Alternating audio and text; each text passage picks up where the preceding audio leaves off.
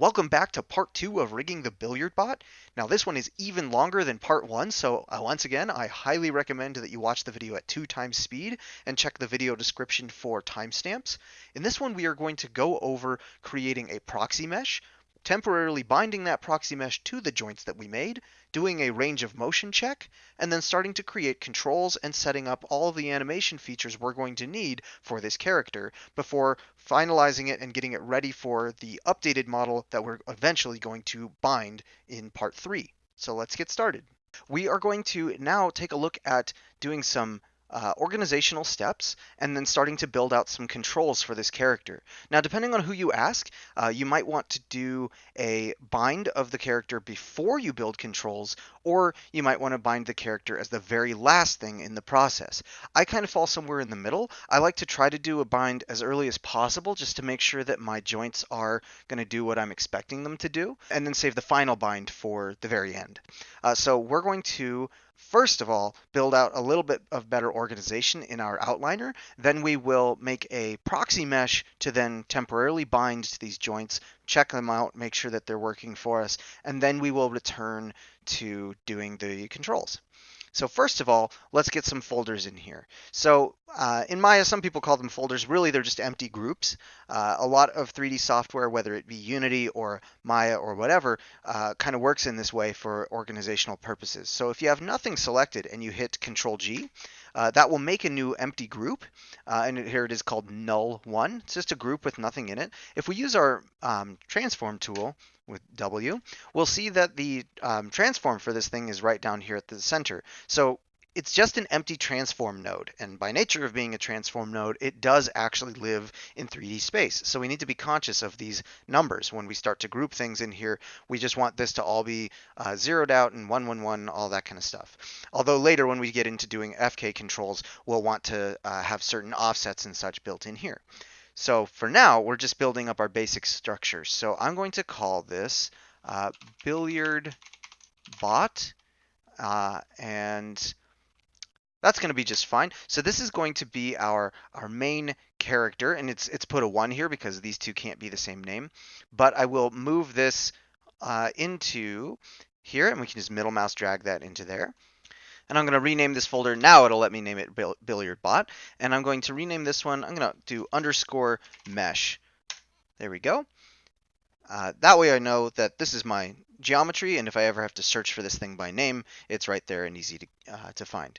And actually, I'm going to put that even further inside of its own group. With that one selected, I can hit Control G, and that'll put it inside of a group. And I'm going to call this Model Geo Group, GRP for group. And the exact naming conventions and capitalizations and that kind of stuff is, as always, going to be up to your technical director. So make sure you're following those conventions. But this folder will just contain all of the mesh data here. And I'm actually going to duplicate this group. And I'm going to rename this one to Model Geo Proxy Group. And this is not necessary in most cases, but when you're doing an early bind, sometimes you will kind of split things into parts, and that's what I'm going to do here. So all those random loose parts will belong to my proxy group over here, so that my real one remains untouched. Okay, and then clicking off in here, so we don't have any of these selected, I'm going to hit Control G again to get another null, and this one is going to live inside of the top one. So BilliardBot is kind of our catch-all. Everything's going to live inside of this. And then this one, this new null, I'm going to call it Global Transform GRP.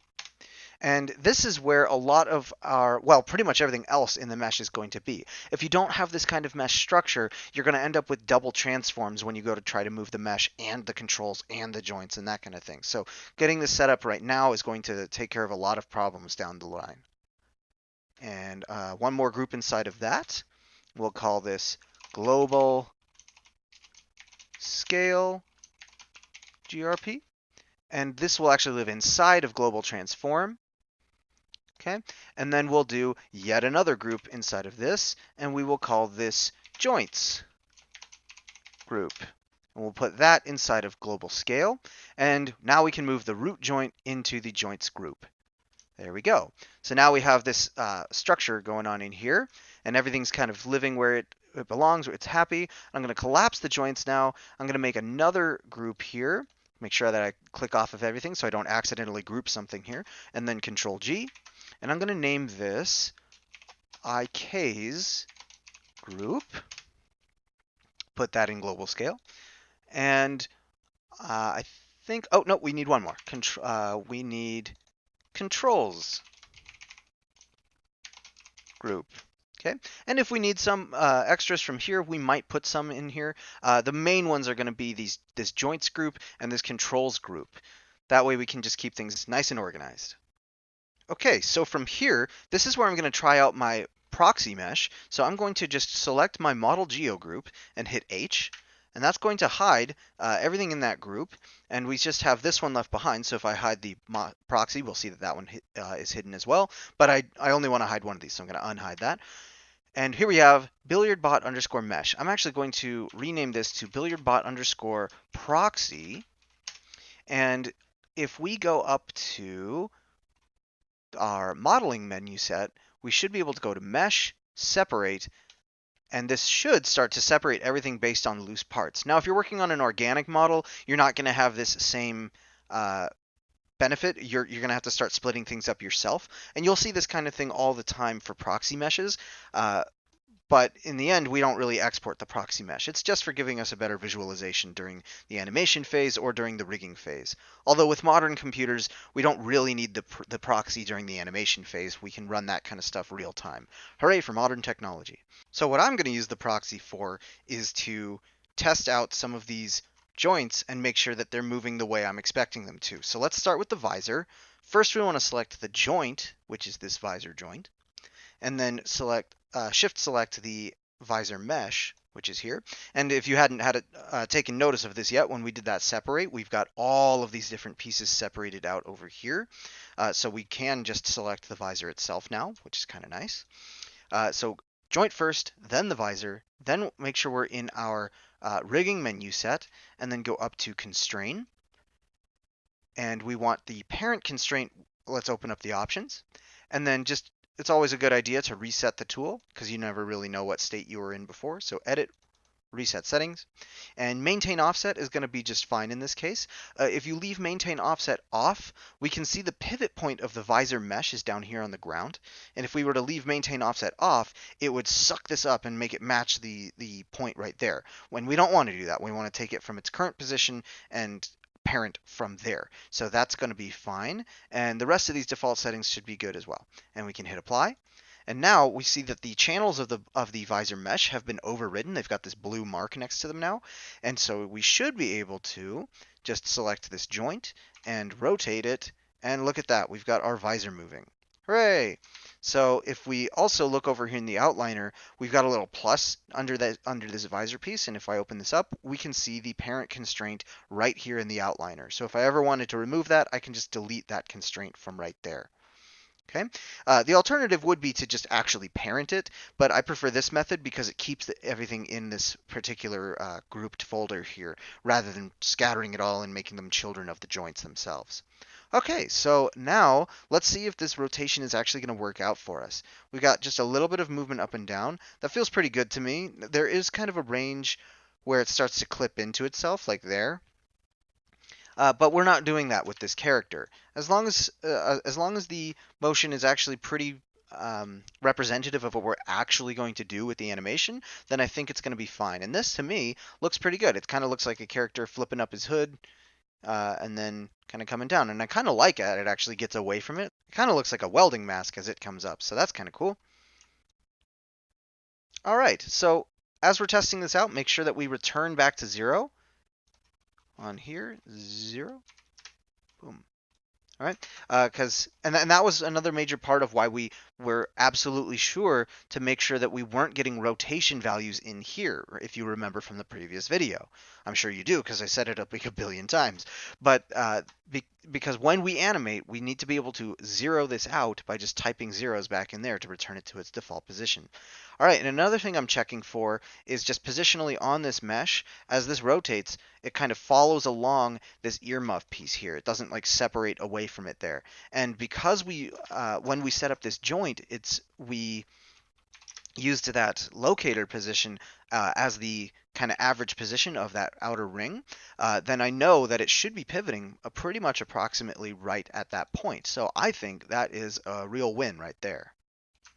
Okay, and then the other thing was this visor was potentially going to kind of move inwards to collapse when the character goes to roll around. And I think that's pretty successful there as well.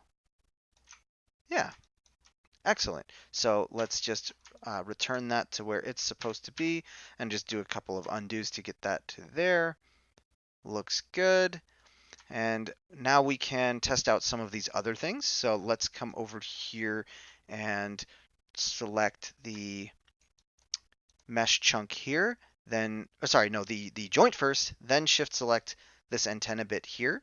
And we'll bring up our constrain parent.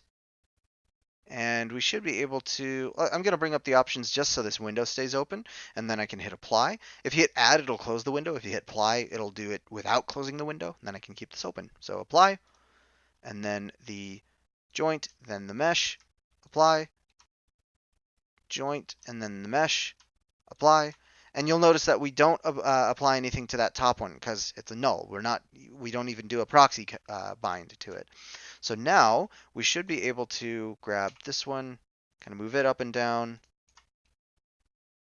Yep, and what's cool is that because these are in a parent-child relationship, I should be able to grab each of these and test out this up and down position and have the whole thing collapse.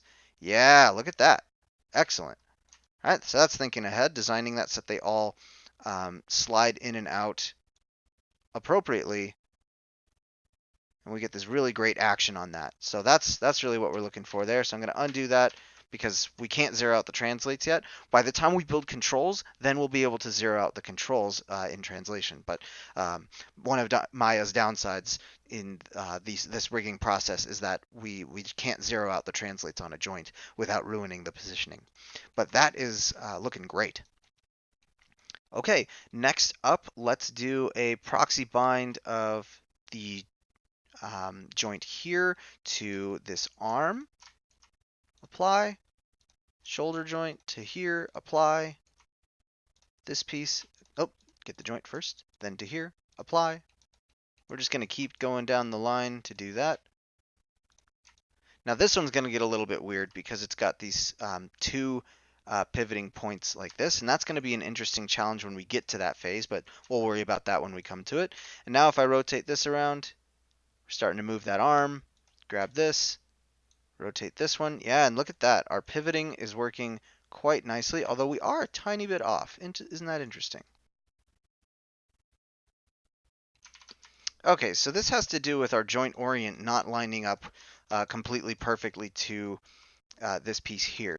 So we need to reorient this elbow joint here because that's actually caused a problem there. It's in the right position, but because we've aimed it down at the wrist here, it's not lining up exactly the way we need it to. So I'm going to do a little trick here to get this to pivot perfectly off to the side. I am going to go into face mode here, grab this polygon and run my script from before, multiply this by times equals 0.01 just to get that back into the position it's supposed to be in.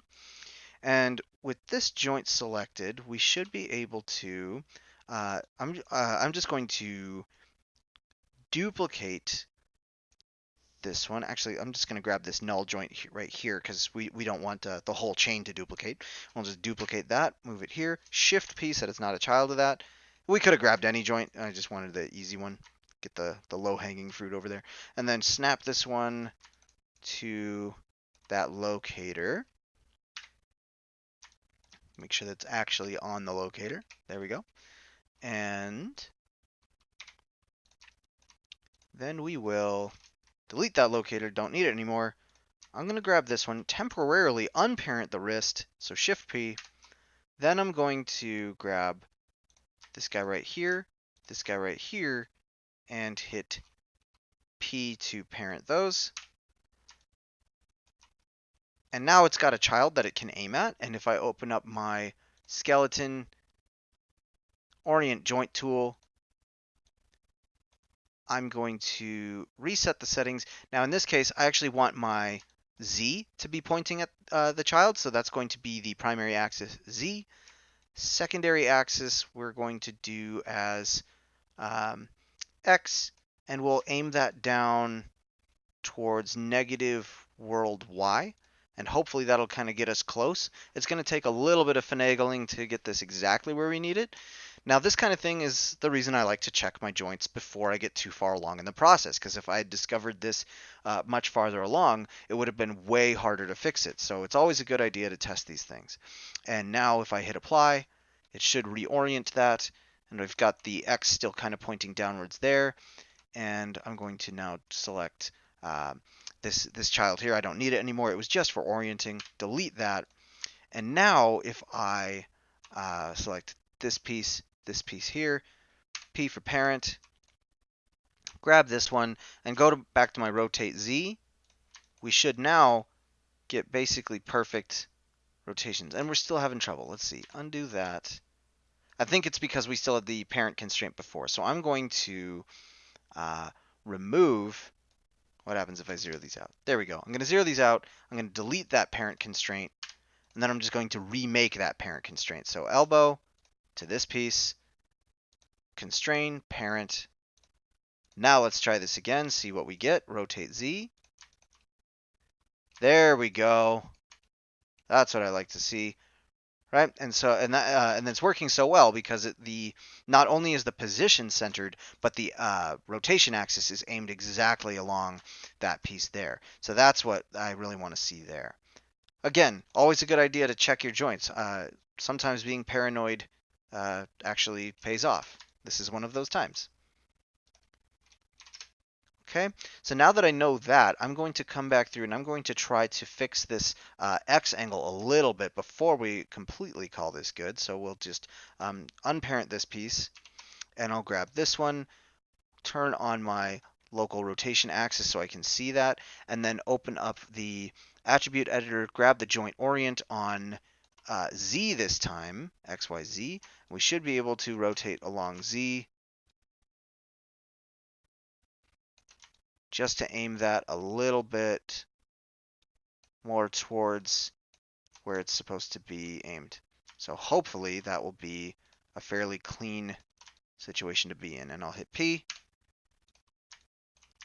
check my rotations, make sure they still look good.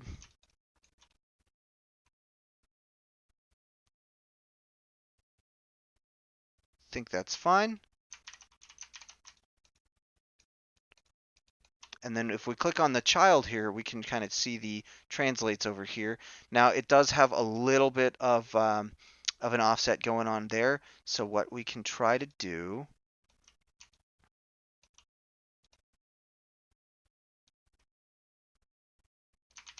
okay. Oh, and this is visually off for us because we've screwed this up. So I'm going to clear these out, delete that parent constraint again, grab this guy, constrain, parent. Let's rotate again, make sure that we are doing what we think we're doing. Yep, that seems fine. Okay, we'll grab this one. And it's got some transforms in there. It's not super ideal, but I think we could probably fudge it a little bit. If we grab this one, Shift P, grab this one, we can actually just clear out those translates. Move that over a little bit. Actually, first of all, let's get rid of that parent constraint on that one.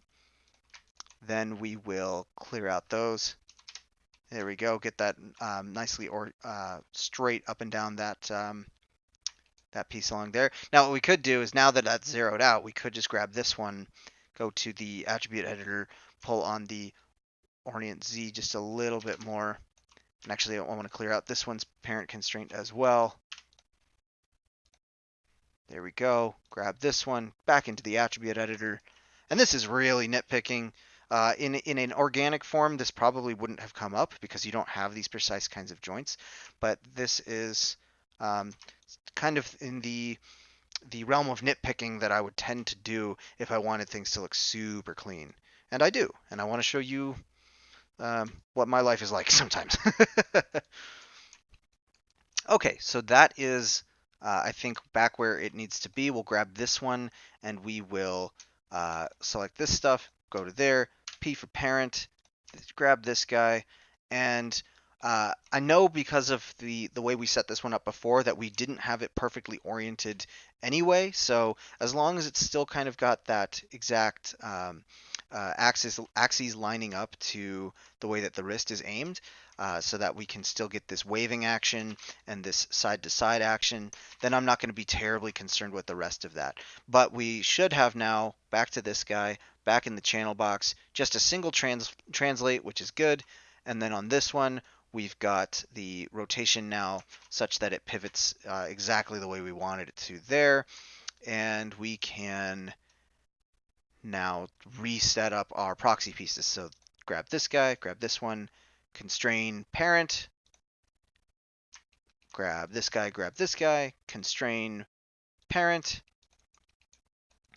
and we'll grab this one to this one, and you can just hit G to repeat something. So G, this one to this one, G, this one to this one, this one to this one, this one to this one, this one to this one, there to there, and there to there.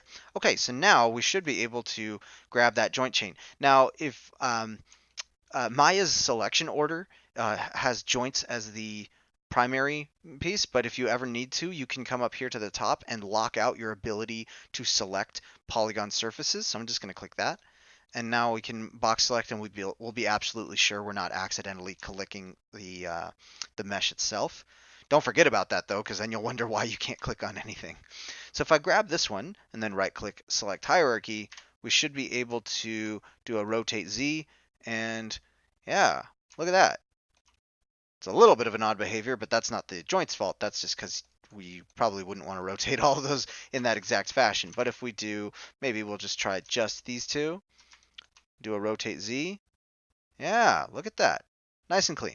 Okay, and how about the fingers? So we'll grab this one. We'll do select hierarchy, and then I'm actually going to unselect the one there. And now we've got these. Actually, we'll deselect the fingertips as well, because we don't really care about their rotations. Rotate Z, and let's see how we do making a fist. There we go, right? And we kind of knew this was going to work out well for us because we tested out the joints orients in the previous video. So that is looking pretty clean.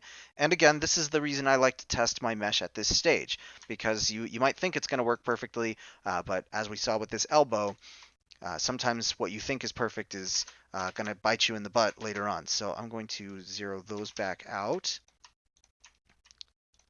Come back through here. And I suspect we have the same problem going on in the knee. So let's try these out. Select the hip joint here. Shift select the... Oh, there it is. I need to make sure I re-enable my mesh selectability. Shift select that. Constrain. Parent.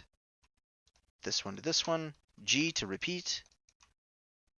This one to this one, G, this one to this one, G.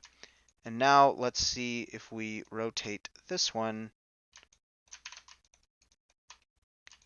Okay, we're getting a nice back and forth action. And then the one I'm worried about, let's check out the knee.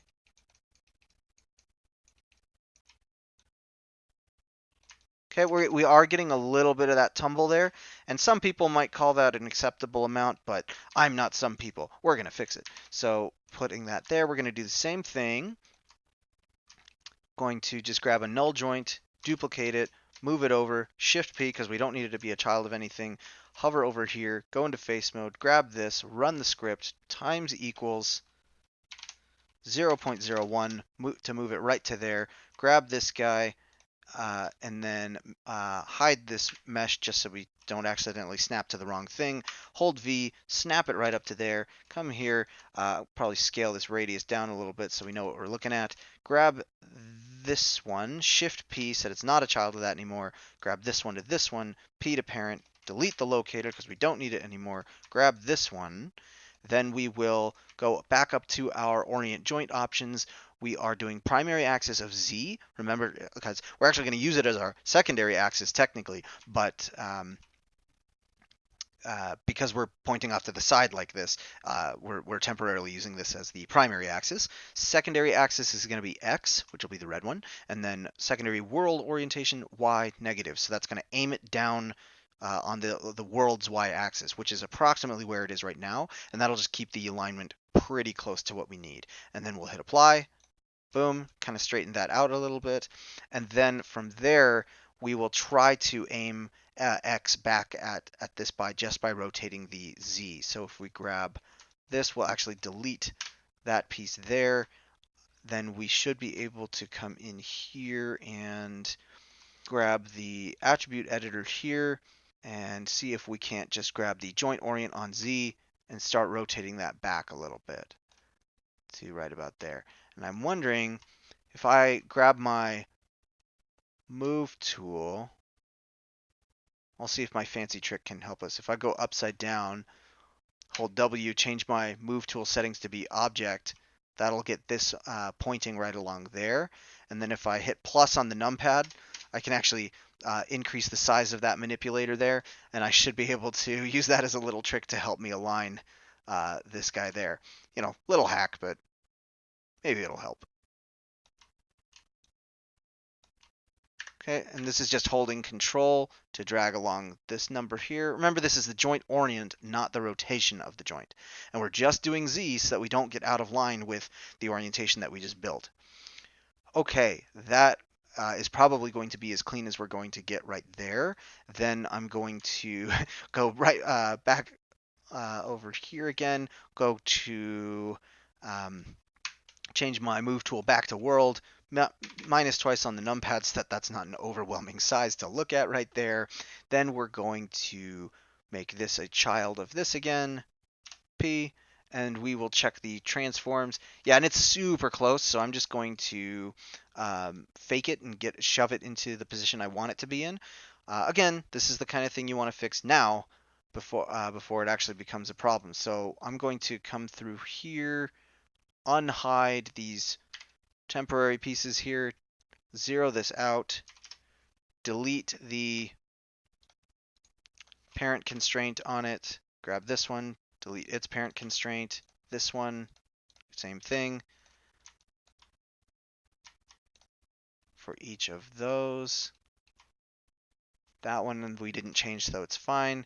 And then for this, I'm just going to type, not in the X, but just on Y and Z, type 0. It's just going to scoot it over just the tiniest bit there. And then for this one, can I Shift P just to check our position for Y, translate Z. Just going to clear out our Y position on that one just to make sure we're actually on the floor. Shift P, put Y to 0. Yeah, we're actually on the floor. We'll rebuild that parented hierarchy. There we go. And this really is nitpicking at this point, but you're going to be able to notice the benefit of it since it's a mechanical rig. Let me turn off that local rotation axis over there. That is going to be considerably cleaner than we had it before. So then we can rebuild this proxy. So we'll grab the joint, grab this, constrain, parent, joint to ankle, then constrain, parent, this one to this one, parent constraint. There we go. Grab this one, test out this rotation now.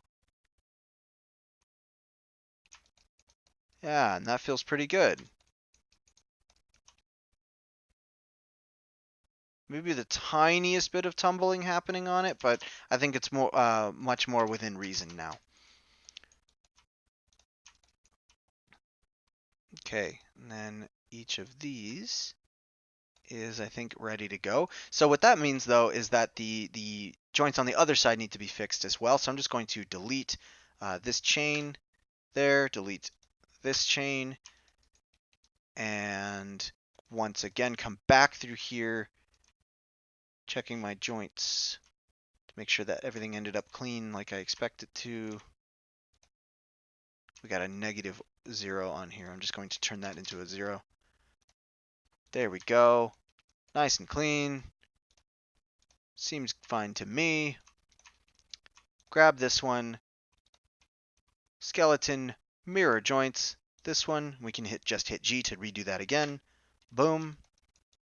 Okay, so we fixed the orientations and we can finish setting up the rest of our proxy. So we can grab this one, rotate our visor, seems good. We can grab these, select hierarchy, and our movement up and down is working. That's nice.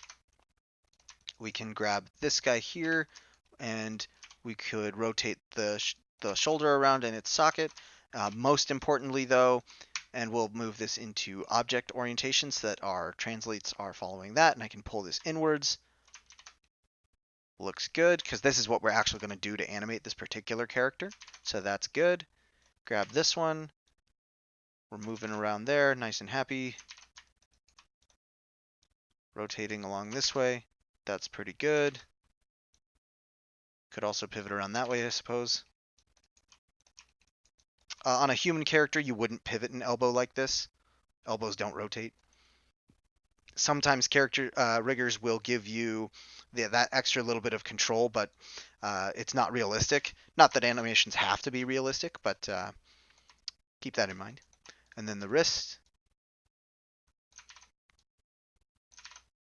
Okay, and we still have each of those axes kind of doing a specific job, so that makes me happy.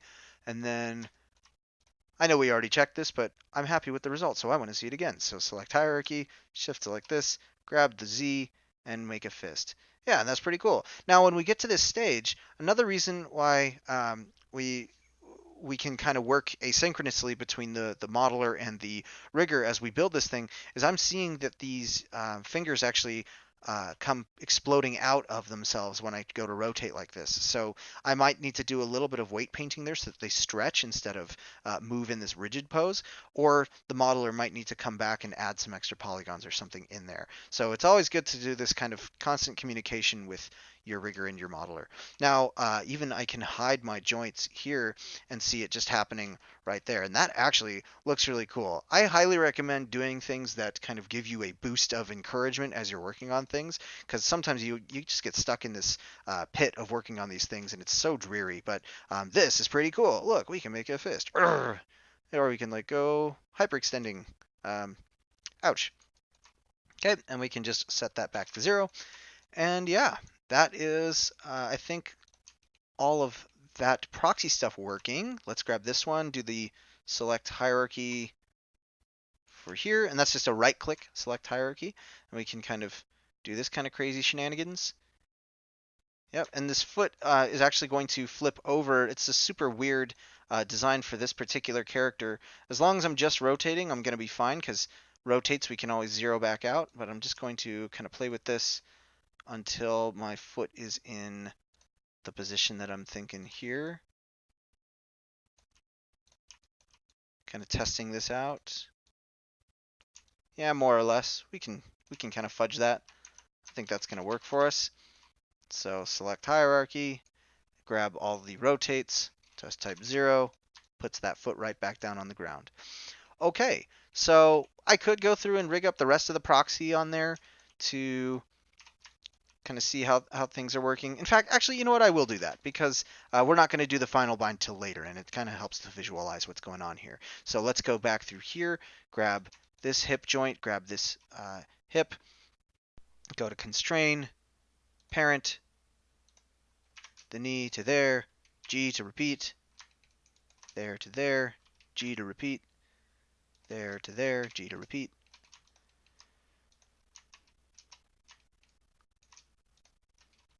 Repeat, repeat.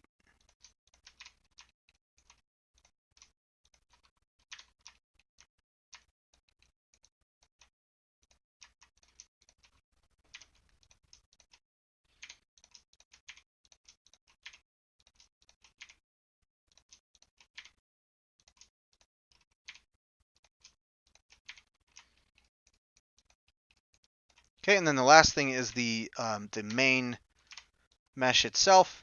We need to do to the root, so root to here, and constrain parent. And now we should have, if I move the root, everything goes with him.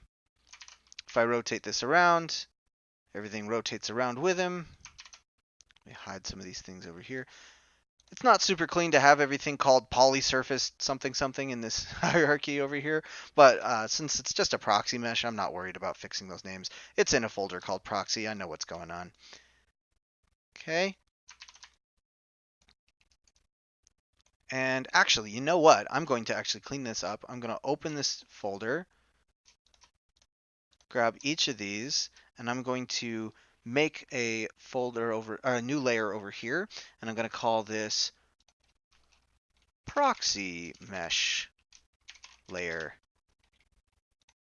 Okay, and if we click on this little blank space here, we can click on that until it says R, and that stands for reference, which means that we can't click on it anymore. So there's a couple ways. We could turn off the little mesh selector up here. We could lock this to a reference or whatever we need to do. But that I think is going to work quite cleanly for me. So then a fun test is to select the entire rig, select hierarchy, grab rotate Z, and just kind of see what fun things happen when you do this. See as the character just kind of goes crazy if I turn off the joints there.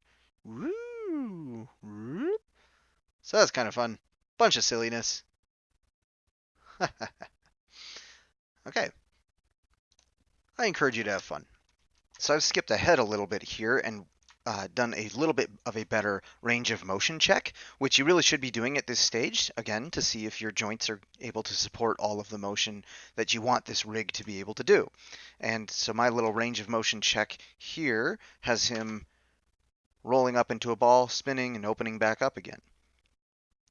Okay, and since that's the primary motion this character is going to do, I can tell that indeed my feet can be moved into these little holes, the hands can be closed up into these little holes, and one of the things I discovered on here was that I had actually been attaching this hand piece to the wrong piece. It actually needed to be attached to the palm, which is why I put that joint there, so that when we rotate the palm, it can kind of pivot outward from there. And I've also learned that I'm going to need to go back and talk to the modeler to extend this piece here into the hand so that when this motion happens, we still have a piece connecting it instead of having it float out here like this. So in my opinion, these kinds of checks are really important so that you know what your rig is going to be capable of. And at this point, I am happy with all of the joint placement, all of the rotations, all of the range of motion checks that the character is going to be able to do what I need it to be able to do. So I think it's ready to start making some controls. Now, when we start on the controls, we actually don't want any of that animation data on here. For my range of motion test, I put keyframes on the joints themselves, but in the final rig, you should never be doing that. All keyframes should go on controls, not on these joints. So I'm going to select this root joint, then go to hold right click and go to select hierarchy. So I got all of them. And if I look in my graph editor, I can see all of these keyed values here that I put in for my range of motion test, and I don't want those anymore. So I'm just going to go to this first frame where I know he's in the default pose, double click the timeline, just right click and say delete. And that is going to clear that out just so that I don't have any animation data on the joints. All right, now let's start on the controls. We're going to start on the feet. So you can go up to your create menu, NURBS, primitives, circle. And this will start you off with a NURBS shape. We typically build controls out of NURBS curves because they show up on a different view layer than meshes do, and so it's easy to distinguish between clicking on the mesh versus clicking on joints versus clicking on controls. So I'm going to hold J to turn on my stepped snapping, rotate this so that it's flat along the ground there, start moving it along here and just scaling it down. Let me try again. Scaling this down. Just kind of getting it approximately where it needs to be. Now I don't want any overlap over the center line because then I'll have two foot shapes doing that. So let me scale that a bit more. And the precision of this shape just depends on how nitpicky you want to be. It is important for you to be able to tell what these shapes are. So I like to kind of turn this into somewhat of a shoe bottom shape before calling it good. I think that's going to be just fine. We're just in component mode now. We're in the control vertex mode, which is a lot like vertex mode for meshes, except that we're using these control vertices to get this smooth kind of shape. Okay, and just moving these around. I'm careful not to lift them up off the ground. I'm using this little plane here so that it all stays perfectly flat. And that seems pretty good to me. The things that are successful about this shape is that you can tell it's a foot, and you can tell which side is front and which side is back. There we go. I think that's going to be good right there. So that in the middle, out of context, if this is posed awkwardly, I can still tell which control is which. So just keep that in mind when you're designing these shapes. And that's going to be just fine right there, although I'll rotate that just a little bit. If I change my axis to world, then I'll slide in there.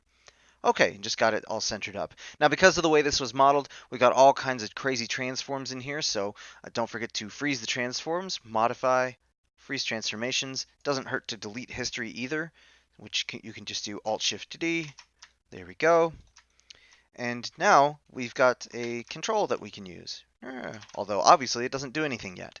So I'm going to do one last thing before we move on, which is to give it a color. And we can go over to the Attribute Editor, then under Object Display, and then there's another sub-menu under here called Drawing Overrides. Open that one up, turn on Overrides by Enable Overrides right here, and then slide on this until we get a color that we like. Now for almost every character you're ever going to see, they choose to color the left side blue and the right side red. It's just because R for red, R for right, and then blue is just kind of a nice opposite of that. So since this is the character's left side, right, blue is going to be just fine. And that really stands out to the animator and is going to be easy to tell that, yes, that is the left side foot. All right, now that we have that, we're going to set up an inverse kinematic setup for this leg, because with legs, we want the feet to be able to stay planted on the ground, and the best way to do that is with inverse kinematics. And this is actually a particularly simple setup. We just need to go into our rigging menu set, then up under skeleton, instead of create joints or any of the other things that we were used to using, we can come down here to create IK handle. And we can either open it up with options, or we could just click it here and then double click here to get the options right here. It's the same thing for this one. So tool settings, and it's always good to reset the tool before you start using it. And then we have different solver types. So we have rotate plane solver and single chain solver. It does matter which one of these you use, and we're actually going to use both of them for this setup for two different IKs. So first of all, we're going to do a rotate plane solver, and the rest of these settings are have more to do with like stretchy limbs and things like that, so they're fine at default since we don't need any of that. And then over here, we need to click on the hip, and then all the way down to the ankle. And it actually doesn't really matter which one you click first, because by nature of it being an inverse kinematic, it knows that it's going up and down or backwards through the chain. So it doesn't really matter which one you click first. And then when we're done clicking, it will create a new IK handle here in the outliner, and it will create one, it'll actually be visible out here in space, although it's kind of hard to see. They're not a particularly visible kind of piece, but we do know that it's right there, and if I start to move this, we move the leg. Yay! All right, so then I'm going to rename this IK handle because it's good to be as organized as early as possible, and I'm going to call this ankle underscore L underscore IK handle. There we go, I like that. And then if we open up our hierarchy here, we'll see that along with all this other stuff that we've had from before, we should now have this little hidden guy right here, the IK effector. And this one, you don't really have to rename it, but I'm going to go ahead and do that anyway. So ankle underscore L. Oops, that's not an underscore. There we go, underscore L underscore effector. And that's just going to help me remember which one's which. Okay, because we're going to end up with several of those by the time we're done. Next, let's rename the NURB circle. I'm going to call this CTRL for control and foot underscore L. Okay, because it's my left foot control. And with that, we can hide all of these. And what we can see next is if we just take the IK handle here and we make it a child of the foot control by middle mouse dragging it, we can now, instead of trying to find our little invisible IK handle, we can just click on the foot control, and when we start to move it, the foot starts to move. Hooray! Okay, but obviously we have one other problem, which is that as this comes up, the foot and the rest of the ankle and everything aims downwards. So we can solve that by introducing a second IK handle. Now this one, we just need it to be a single chain solver. So we still have the tool active over here, so we can just click on that, and then come over here to current solver and change this to single chain solver. Now we can click on the ankle, and then down to the little foot rotator heel looking thing. Okay. If you were doing a more humanoid character, you would have the ball of the foot joint probably out here, and you would connect this one from here to that ball. But this character is a little bit weird, so we're going to use this joint back here. Okay, and then I'm going to rename this IK handle to, we'll call it heel. Why not? Heel underscore L underscore IK handle. There we go. And for now, I'm just going to make that a child of the foot control as well. Okay, so now this one is constantly aiming at that little piece there. So if I move this, voila, we have our foot staying planar as we move it up and down, which is great. And at this stage, you can tell if you've screwed up the orientation of your leg joints. As I said before, we need to make sure that that angle is greater from front to back than it is from side to side. And you'll know that that it's not working for you at this stage, because if you try to lift this up, the leg will end up like exploding off to the side instead of bending the knee. So if that's the case, you need to adjust your joints at this point. But mine is going to be just fine as is. And we have that nice motion going there. Now, if you were building a more humanoid character with the ball of the foot, you would, at this stage, you would probably need to start building a reverse foot roll setup, which can be done with groups or a reverse bone chain, whatever your particular workflow dictates. But for this character, we're keeping it simple and we're skipping that. This character does not get to roll around on the ball of his foot. All right, but we do want to include a pole target for the knee. So pole targets are a way to control your IK chains for your rotator plane solver. So when my leg goes up, I need a way to be able to aim that knee. Now I could just rotate this guy here, and on this character that might be okay, but we're going to take the next step anyway because animators like to have that extra bit of control. So we're going to make ourselves a shape that is going to control where that knee is pointing. So I have a particular method I like to use to create a nice little sphere shape. And this thing could be whatever shape you want. Some people use locators, but I like to stay consistent in using curves for everything. So I'm going to click on my little add circle button, and that's got this guy right here. I'm going to scale it down right to about there. Then I'm going to freeze the transformations and duplicate it and rotate it 90 degrees this way. Let's see, that's not 90. There we go, that's 90. Remember, you can just hold J to do your snapping, and then duplicate it again, and this time rotate it 90 degrees that way.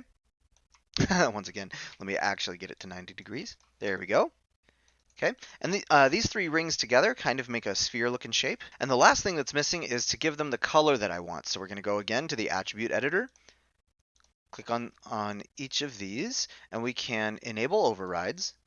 And we should be able to drag this over to blue, although we will probably have to do these one by one. Enable overrides, blue. Enable overrides, blue. All right, there is a way to do that in the attribute editor spreadsheet, but it takes longer to learn how to do it than it does to just do them one by one. So here we are. All right, and then once again, we need to freeze transformations on these. Modify, freeze transformations. That way they're all zeroed out in their current rotations. And now we have a little interesting trick. This gets a little bit complicated, so you don't have to do this if you don't want to, and you could just go for a simpler shape. So for here, I'm going to rename the first one to CTRL underscore knee underscore L. This will be because it's going to be my my knee pole target. And then the other two, I don't care about the name for them, but what we need to do here is go up under display in the outliner, and we have this little checkbox for shapes. So every object in Maya, whether it's a curve or a mesh or whatever, has the transform node, and then inside of that it has the shape node.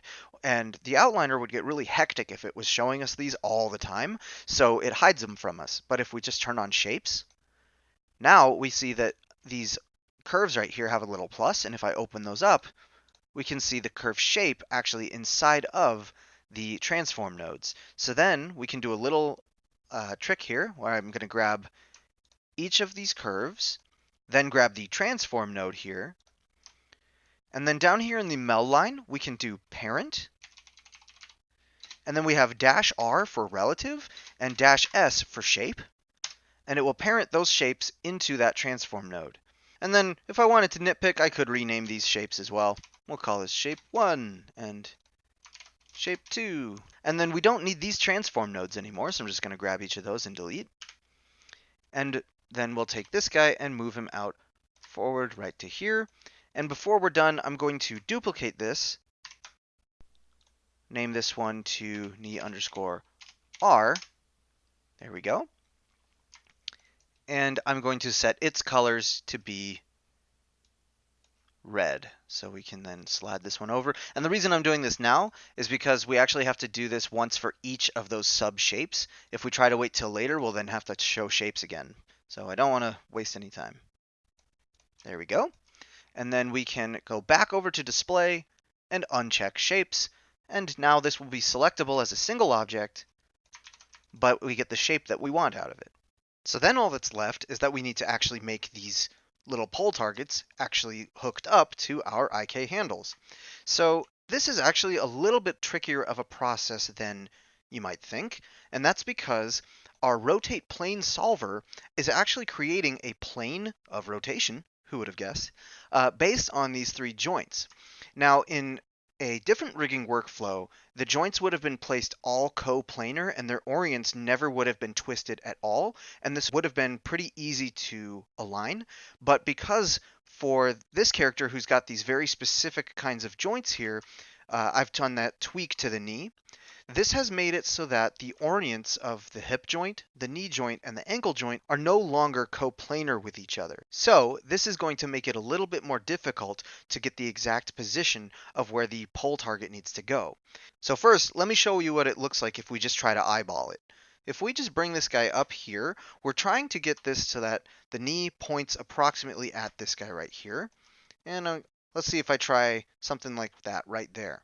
So now that it's in position, I select my pole target, and then I add the ankle IK to the selection. And then we go up to constrain, pole vector, and if we look at the options, we'll see that there really aren't very many options. We just have this weight slider. Leave that at 1, and let's hit add. And we'll notice that the knee jerked out of place as soon as I did that. Let me undo and show you again. See? So for some rigs, this really isn't that big of a deal, particularly for organic kinds of characters, but we spent so much time getting that knee aligned that we really don't want this to happen. And keep in mind, we're going to be doing the final bind of this character at the end. This is just the proxy mesh, so now that joint no longer aligns with the original mesh, and that's a problem. So let me undo that. And there are lots of fancy ways to handle this. Some people like to do it with scripts. Some people have their joints better aligned to begin with, and it can make it a little bit of a cleaner process. But I have a little trick that I originally thought I came up with it myself, and then I read all these forums and found out everybody else had the same idea as me. So we're going to follow the hive mind. Start by hiding the mesh, just so it's not in our way. And what we're going to do is try to replicate that rotator plane that the solver is using, so that we can place our pole target along that same plane. And it's actually pretty simple to do. We're going to come up to Create, Polygon Primitives, Plane. Then if you go over to the Inputs and edit the Polyplane 1, you've got the subdivision width and subdivision height. If you left click drag over both of these, you can highlight them both. And then if you come out here to the 3D view and middle mouse drag left and right, you can actually reduce these using the virtual slider. Or you could just type 1, but I like to show off the virtual slider whenever I can because it's an awesome tool. And that reduces it down to just a single quad. But we actually want a triangle instead of a quad, so we're going to go into vertex mode. And then if you hold shift right click, you get your marking menu, and we can go to merge vertices, target weld, and we can drag that over here, and that'll get us just a triangle to work with. I'm going to hit Q to put down the target weld tool. And then we're just going to start snapping these vertices to the joints. So we'll grab this one, W, hit it again so we're highlighting the yellow there. Hold V to vertex snap, middle mouse drag right to there.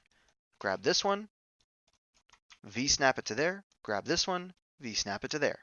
And what we're left with is a triangular plane that matches the rotation plane. And if we go into object mode, we can grab our pull target over here. And the first step is to get it aligned with the hip and the ankle. So we're temporarily going to add a point constraint to it. So grab the hip, shift select the ankle. Oh, make sure we're actually getting the ankle, not the IK handle down here. So again, hip to ankle. And then lastly, select the pull target. And then we'll go up to constrain, point, and let's open up the options. It's always a good idea to reset the settings. And make sure maintain offset is off. This will actually make it so that instead of leaving it right where it is, it'll actually move it into position right at the median point between the hip and the ankle. And we'll hit add. There it is. And then immediately we'll open up in the outliner and delete that new constraint. It's already done its job, so we don't need it anymore. Next, there are actually some constraints that you add to components, not to the entire object. So we're going to go over to this plane and shift into face mode, select that face, then shift select the pull target, then go up to constrain. And down here we have the normal constraint. We're going to open up the options, and as always, reset. And the default settings are going to be just fine, and we'll hit add. And this will result in our pull target being rotated to match that rotation plane. And with that constraint still attached to it, we now should be able to move along that normal. And just to make sure, go open up the options for your move tool by double clicking on it, reset the tool, and change this axis orientation from world to object. And that's going to be really important. It's a subtle difference, but it's the whole point of this process. So make sure it's set to object. And then we can slide along this blue arrow here. And because of that constraint, we are actually going to be pulling it along that rotation plane. And because, again, we're on that plane, we can even use this little red patch to slide it up and down, kind of however we like. And I like to get it about eye level with the knee, right about there. Okay, but never move it left and right in this case, because that would defeat the whole purpose of doing this setup. And when we're done, we will have the pull target positioned along the same rotator plane as the IK handle. So now we can go into object mode for this guy, and we can delete it, which will also delete the constraint that was on the pull target. So next we want to clear out the rotations so that it straightens itself back out. It's the position that we care about, so 0 for those. And to keep this position, we're just going to go to Modify, Freeze Transformations. Boom. And that's going to let our animator zero out the position for the control to return it right back to this spot. Now let's turn the mesh back on, just so that we can see this happening here. And I'm going to grab the pull target first, and then in the outliner, I'm going to add the ankle IK handle to my selection. And we'll go up to Constrain, Pull Vector, and this time we won't get any jerk in the knee. It's perfectly aligned. And now we can grab our pull vector target right here, and as we pull this around, we can aim the knee. We can move the foot up and down, and then aim the knee accordingly. Excellent. I'm just going to undo to put those back into position, and we can start doing the other one. Over time, Maya has improved the way that mirroring joints works, and some people have had success with getting the IKs to mirror over as well, but I'm not going to trust that today.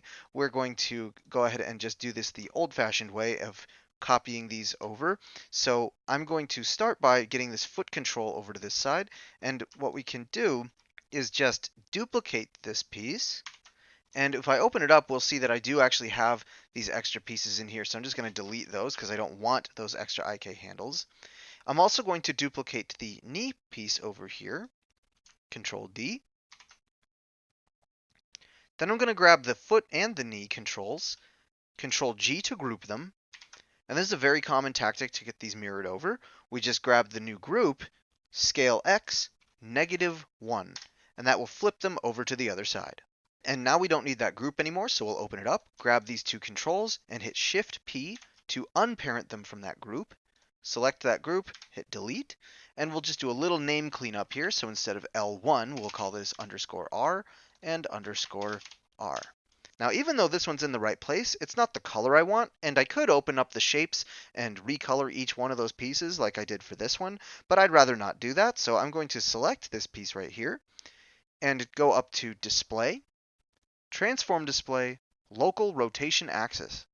When I turn that on, we see the local rotation axis is actually out of place where it's supposed to be because of this new offset. That came from when we did the negative scale. So I'm just going to go up to Modify, Freeze Transformations, and that'll put that back in place. So then I can grab the red pole target down here, and because I've got the local rotation axis turned on this guy, I can actually hold V and snap this to that local rotation axis, which is a pretty cool feature to have. And now I'm done with that blue one, so I can just select it in the outliner and delete it, leaving behind the red pole target. Very nice. And with this one, I'm going to go Modify, Freeze Transformations. Okay, so that's all that's left is the foot. And if we look at the foot, it too has received some odd transformations over here. And again, this came from using that method of scaling -1 on the group. That's easy enough to fix though. We'll just freeze the transformations. And we'll go into the attributes. Enable overrides is already on, and we'll just slide this over from blue to being red. And now I've got my foot control. That wasn't so hard. Now I need my IK handles, so we'll go up to Skeleton, Create IK Handle, reset the tool. We got the Rotate Plane Solver, and I'm going to click from my hip down to my ankle. That will create that piece right there. I'm going to find that in the hierarchy, scroll down and find the effector, and I'm going to rename this effector to ankle_R effector. Okay, and while I'm at it, I'm going to rename this effector from before. We'll call this heel L effector.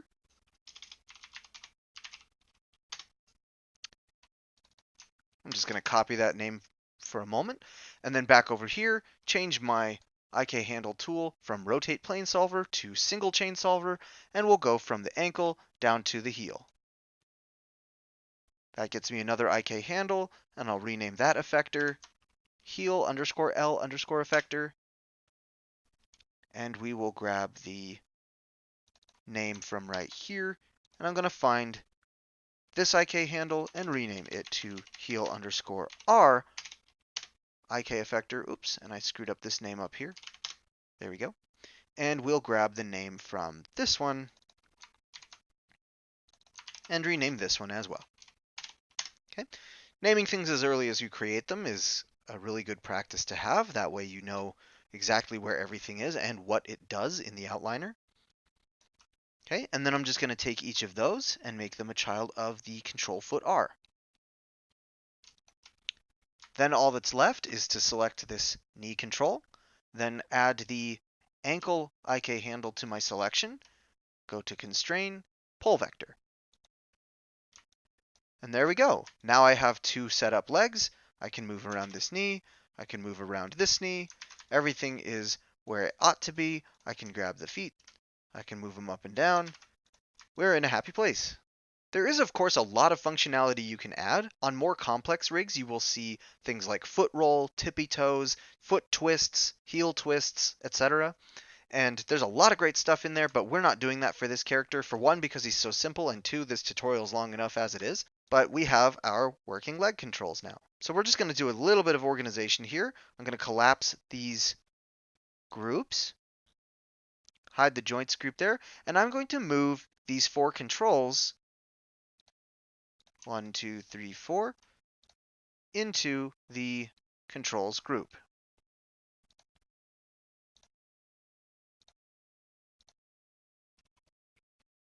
There we are.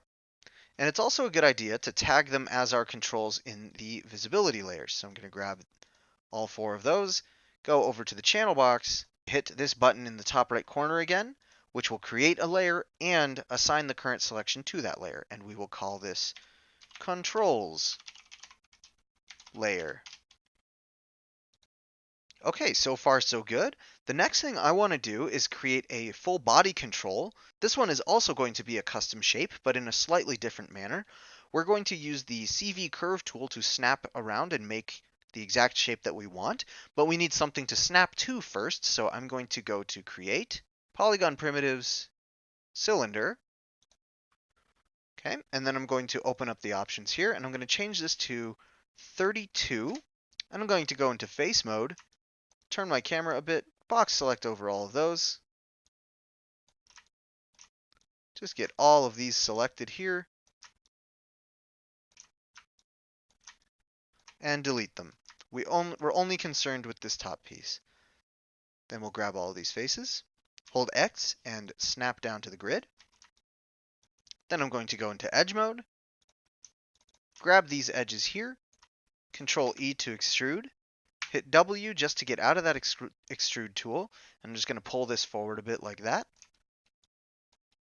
I'm going to extrude again, W, pull forward, and then from here grab these, extrude, and if I pull along this green arrow, I can pull each of those away a little bit, and then I'm going to use the vertex mode here, grab each of those, then going to use the target weld tool, merge vertices, target weld, and since they were all selected ahead of time, I can just drag all at once right to this point, and they will all merge to that position right there. If I hit Q, I can get out of the target weld, grab that one point, pull it forward a little bit, maybe grab each of these and pull back just a bit, right to about there or so. That feels pretty good to me. Then I'm going to go into face mode. If I hold tab, I can actually do a paint selection. And I'm just going to paint over all of those. That's the selection I need right there. Control Shift I will invert my selection. I can delete those faces, and I can come out into object mode, go up to Edit, Duplicate Special with options, reset the tool, change this. Copy is going to be just fine. Parent doesn't really matter here. And the number of copies, I'm going to set this to 3. And the translate 0, rotate X, Y, I'm going to do 90. And scale is all 1, and that should be fine. I'm going to hit apply, and that will get my arrows rotated all around here. So now I've got my object that I'm going to snap to. Now it's just a matter of making the curve. So we'll go up to Create, Curve Tools, CV Curve Tool with options. Let me close this window here. I'm going to reset the tool, change the curve degree to 1 linear, and I'm going to turn over here and just hold down V. Actually, instead of holding down V, I'm going to come up to the top here and just click it because I'm going to vertex snap for every one of these and just start clicking.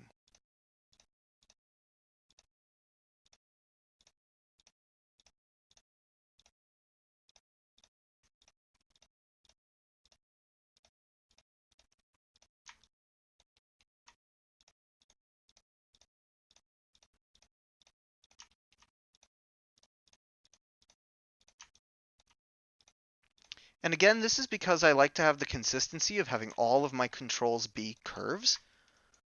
But now that that is done, we can hit Q to put down the tool.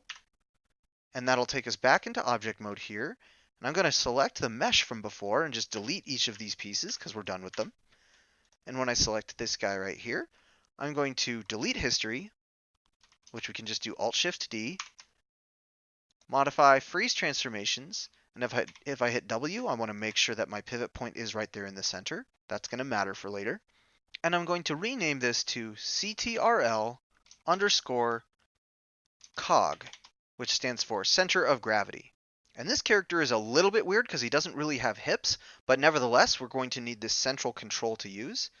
And I'm actually going to duplicate this because it's going to make a nice floor control as well. So we'll just call this the control master.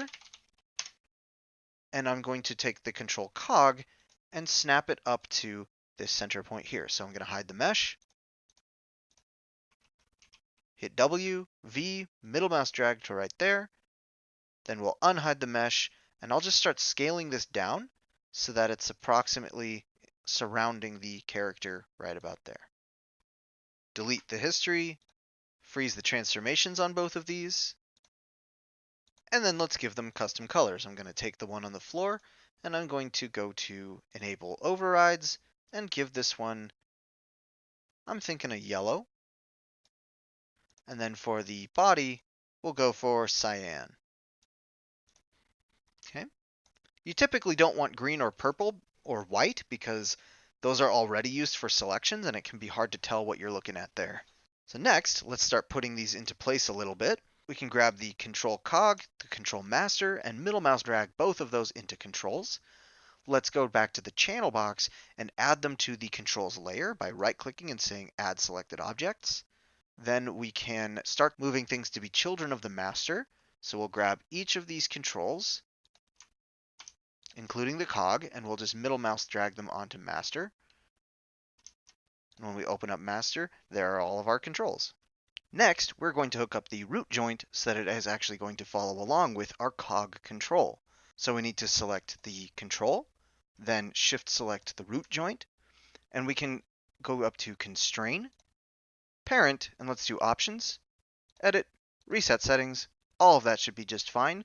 They're in the same position as each other there, so it should be fine. And if we hit add, now they should be tied together. And if we grab the cog, move this around, the character moves around. Rotate it around, the character rotates around. Excellent. And this is a really great stage to be in because we've got our IK legs set up and now we've got a cog control and we can really see them in action. If we start to move this up and down, our legs start to do a thing. Yay! If we kind of rotate it around, pivot off to the side, we can really start to pose this character. Okay, and this is where our knee control would come in handy. There we go. Yeah, we can start to get quite a bit of cool motion happening there. Now, what we should be able to do with any finished rig is select all of these controls, come up to our channel box here, highlight all the translates and rotates, type 0, and have the character return back to that position. Okay, now I think we're ready to add some FK arms. So we did IK for the legs, which is inverse kinematics, that's working backwards up the bone chain. And then for things like arms, we want to do forward kinematics, which is quite simply following the bone chain all the way down. So start by creating a control curve by going to Create, NURBS Primitives, Circle. And I like to rotate these before we get started, just so that they align a little bit easier a few steps away from now. So I'm going to go grab my rotate tool, hold J to rotate in increments, and we can rotate on 90 degrees. So we're right about there. And I'm going to go ahead and scale it down a little bit as well. It's kind of arbitrary how much. We're going to be approximately the size we're going to need to surround this arm. Right about there seems fine. And then modify, freeze transformations. This will reset that rotation so that this is the new 0. Then we're going to snap it up to this shoulder position here, and we can actually just grab the circle and then shift select the shoulder right here. Then what you'll see a lot of riggers do is actually temporarily use a point constraint and then temporarily use an orient constraint just to get it to match the position and rotation of that joint, and then they'll subsequently delete each of those constraints. Now I think that's a little bit silly because we actually have a match rotation and match translation feature. So I'm just going to go up to Modify, Match Transformations, Match Translation, and that'll snap it right up there. Modify, Match Transformations, Match Rotation, and that'll copy the rotation. And it even respects the joint orientation, not just its actual rotation, which is great because the joint technically doesn't have any rotations right now. And yet it still aligns itself perfectly. I'm going to scale that down a little bit more. Right about there seems fine to me. And the important thing is that this shape matches the direction here, but even more important is that we can return this thing to 0. Now right now, we look at these numbers and they're all these garbage kinds of numbers. You would not be able to zero this out. So we need a solution for that. What you might think is, oh, I'll just freeze the transformations. But the problem is that it will no longer align to the orientation of the arm. And since we're not going to be adding keyframes to the joint itself, we need the orientation to be stored on this control curve. But then we can't zero it out, so what do? We can actually create an offset group which will store those garbage numbers so that our control curve itself can remain clean, and we never have to see those numbers, yet we'll keep the orientation. All we have to do is hit Control G to group this thing. That will put the pivot point of the group here on the ground. I'm going to hide the mesh layer so we don't accidentally snap to the wrong thing, then hold D for my pivot, hold V for vertex snapping, and then middle mouse drag right up to that joint. Then let go, and without changing the translations, we've actually now moved the pivot point to that joint, which is the important part. Okay, I'm going to zoom in a little bit here so we can get a good eye on what we need to select next. Now we've got the group selected already. The problem is if I try to orient this thing now, it's going to move my curve out of the way. So temporarily, I'm just going to duplicate this NURBS circle here, Control D, and then Shift P to unparent that duplicate, then go back to my group.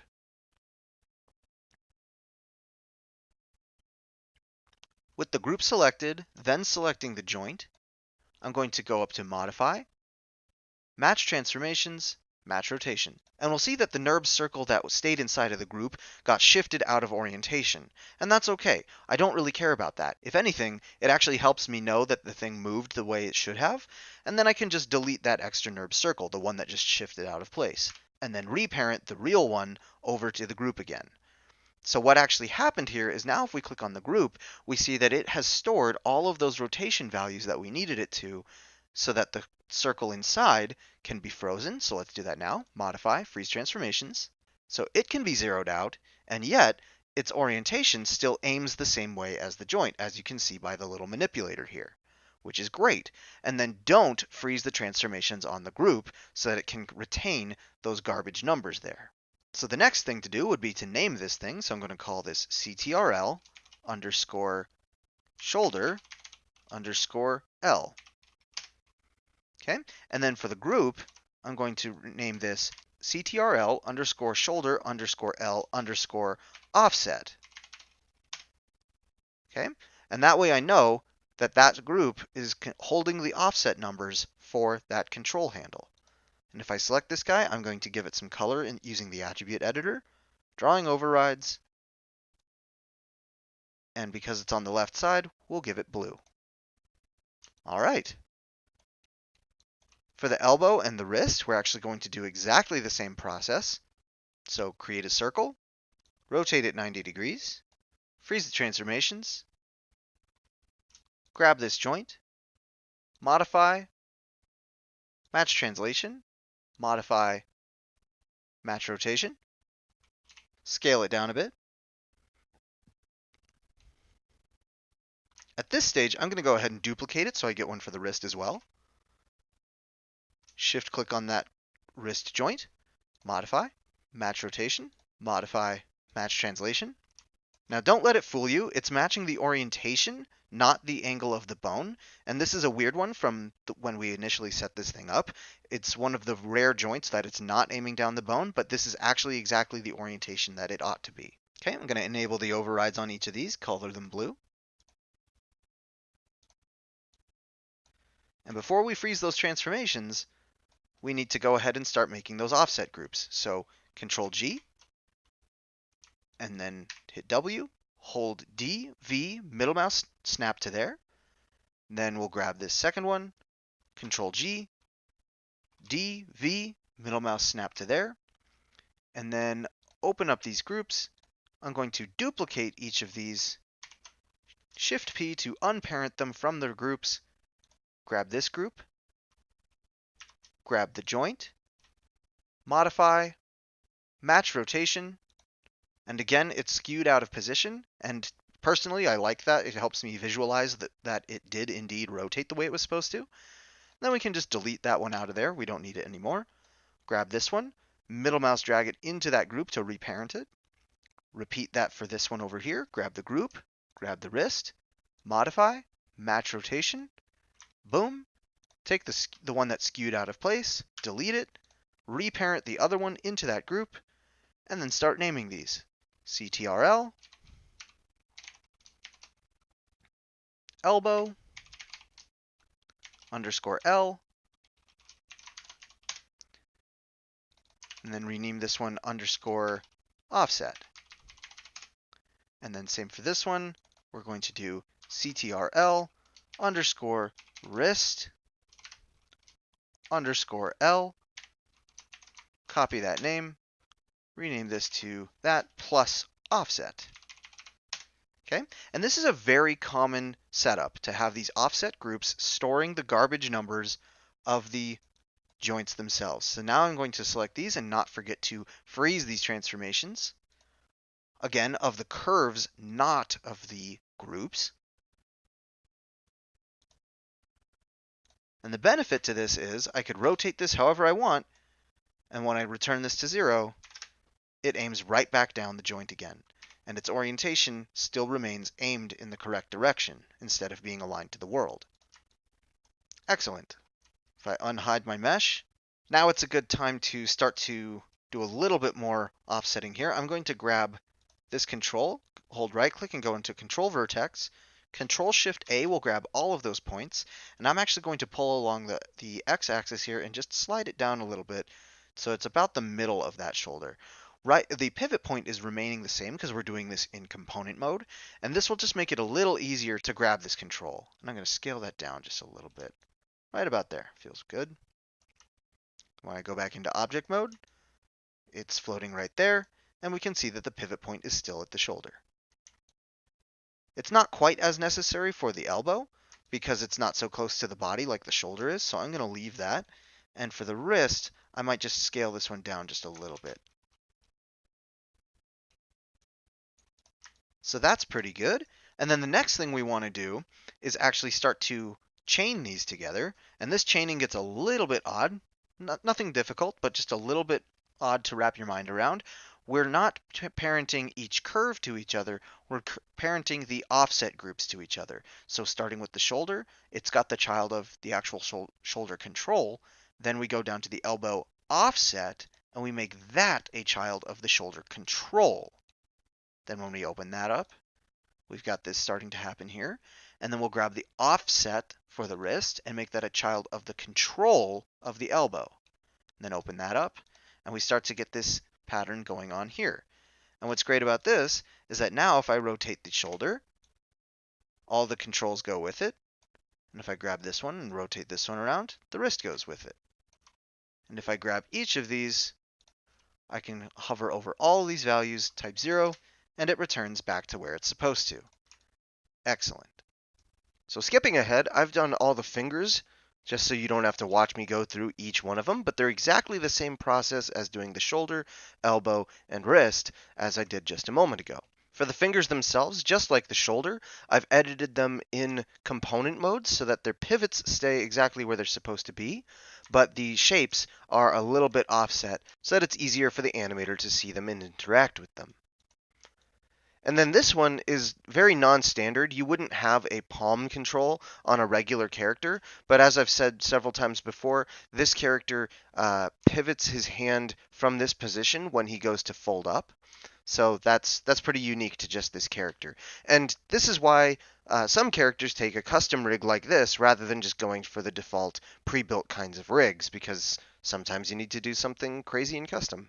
If we look in the outliner, we'll see that I've got just that same structure going here. I've got my thumb offset 1, my thumb control 1, my thumb offset 2, and my thumb control 2. And it's the same for each of these fingers. And I stopped at this point just so you could see and clarify any confusion here. The next step is to get all of these fingers offsets to be a child of the palm. So let's do that. Thumb, index, pinky, middle, and I'm just going to middle mouse drag all 4 of those onto the control palm, not the offset, but the control. And we can expand that and see that hierarchy there. And then the palm offset should be a child of the wrist control. There we go. And if we shift click on that, we can expand it. And we've got this full list here of all of these controls. And if I grab all the way up to the shoulder control, we can rotate this and the whole set of controls goes with it. But obviously the joints are not following along yet. So let's go ahead and set that up now. Some people like to set this up using constraints, but for me, part of the benefit of setting up those offset groups is now the positioning and rotations actually align perfectly to our controls. So we can actually use the connection editor to make an even more efficient connection. So let's just go up to Windows, General Editors, Connection Editor. We'll grab the shoulder control, hit reload left, then grab the shoulder joint and hit reload right. Then we can go over to our rotate channel here. And we could expand this and open up X, Y, and Z, but in this case we actually want the entire rotate. And then over here we'll click rotate, and the second click will make the connection. So now if I select the shoulder control right here and I begin to rotate, it'll rotate the joint underneath. Okay, and we're just going to repeat that for the rest of these. So grab the elbow control, reload left, hit Q just to put that away so I can click on the correct thing. Click on the elbow joint right there, reload right, and click rotate to rotate. Again, we'll grab this one, reload left, grab that one, reload right, rotate to rotate, reload left, reload right, rotate to rotate, reload left, reload right, rotate to rotate, left, right, rotate to rotate. And what's really great about this is that it actually evaluates these in a much faster fashion than using a constraint. I say much faster. It's kind of negligible how much faster it is, but it does make a cleaner rig.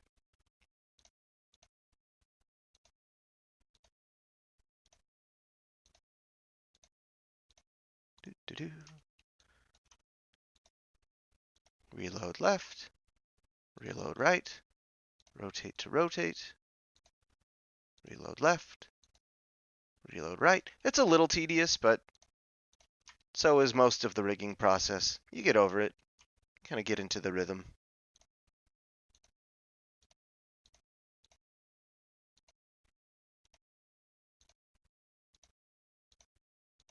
Okay, and then we don't need to do anything for the fingertips because they're just nulls. And from here, we should be able to grab each of our controls. In fact, I'm going to now take my joints layer and set it to reference mode here, which means I can't click on them anymore. And same thing for my mesh. And now I should be able to box select over these, just grabbing the controls. And if I go to rotate, rotate Z, we should be able to make our fingers move in and out again. But this time we're using the controls, not the joints themselves. Ooh. Ooh.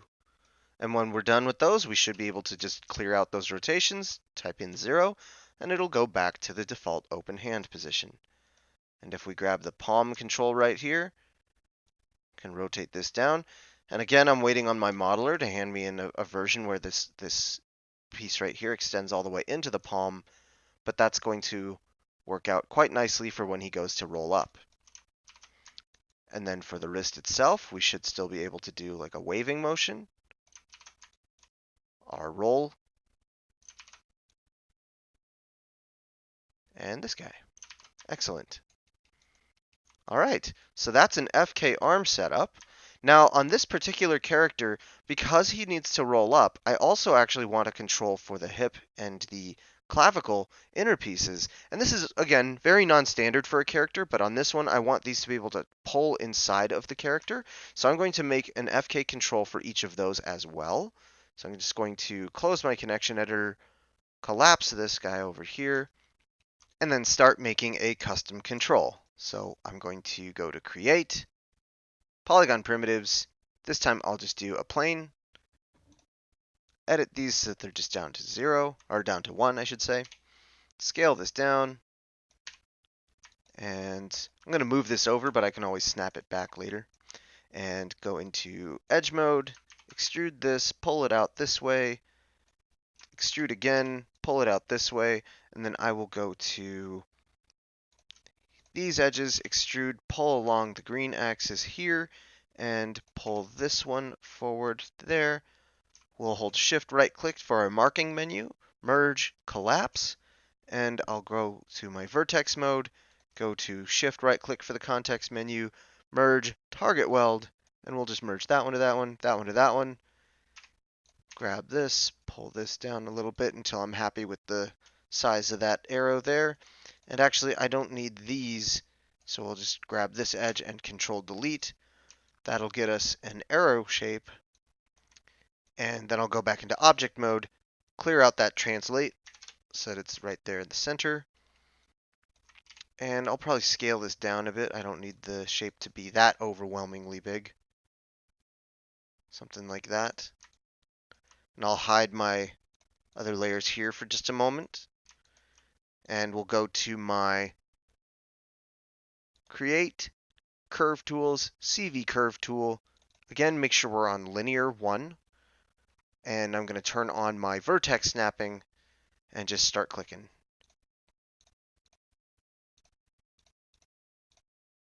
Okay, and now we have, if we hit enter, we will have our new shape. We can actually delete the polygon because we've got the shape that we need now. And I will unhide these other pieces just to bring those back. And then I'm going to snap it up to the hip joint up here. Although I should hide the mesh again just so I can see what I'm doing. There we go. And actually, in this case, I want to store both the rotation values and the translate values in that offset group. So I'm going to undo this repositioning, hide my mesh again, okay, just to get those out of the way visually. And then I'm going to, while this is still on 0, I'm going to group it, Control G. And I'm going to actually duplicate this right now because I need 2 of these. And we'll take the first one, I'm going to hit H just to hide that. And on group 2, I'm going to call this hip, let's see, CTRL underscore hip underscore L underscore offset. Okay, and then the curve inside we will call hip control, or CTRL hip L. Okay, and then this time, rather than holding D first, I'm just going to do the regular movement to get it up there. In fact, actually, I'm just going to do a match translation. So shift-click that joint, and let's get it off of reference mode so we can actually click on it. So select the group, shift-select the hip, and then do a match translation and match rotation. Okay.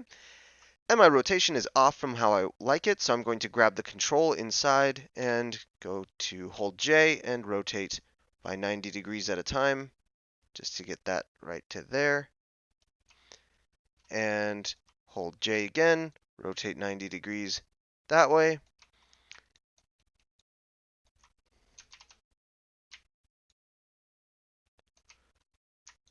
All right, and then I'm actually going to move this over. Now, because we're going to freeze transformations in a minute, I can actually do this in object mode and it'll be fine. Let me turn on my mesh so I can see if I'm getting this thing positioned the way I like it. Right about there, and maybe even scale it down a little bit. Maybe move it down a little, something like that, just so that it's obvious to me what this piece is doing for me. All right, and I think that's going to be a pretty successful shape. I can grab this and kind of slide it up and down and whatnot, so that'll be good. And then I'm just going to go to Modify, Freeze Transformations. And because we've already matched the translates and rotates to the group, that should be good to go. Although we should actually put the pivot point back on that joint as well. So I'm going to hide the mesh for a moment, hold D, hold V, and snap it back to that joint. All right, so now we're zeroed out on the control. Our offset group is storing the garbage numbers. We should be able to move this up and down parallel to the joint. rotate it around if we need to, and have all of those axes match. Excellent. Now let's do the same thing for the clavicle. I'll unhide that group that I duplicated previously. Just grab the group and I'm going to rename it to CTRL underscore clavicle underscore L underscore offset, and we'll rename the control as well. Grab the group, shift click on the clavicle joint here, match translations, match rotations, and now we should have it in position, although I'm having a hard time seeing it, so I'm going to hide the mesh. And we can see it's in the right place, but again, kind of at the wrong rotation. So I'm going to grab the control, hold J, rotate it 90 degrees that way. And that's probably the angle that I'm going to have it at right there. But I want to turn my mesh back on just so I can see what I'm doing there. And I will just start to move it back a little ways.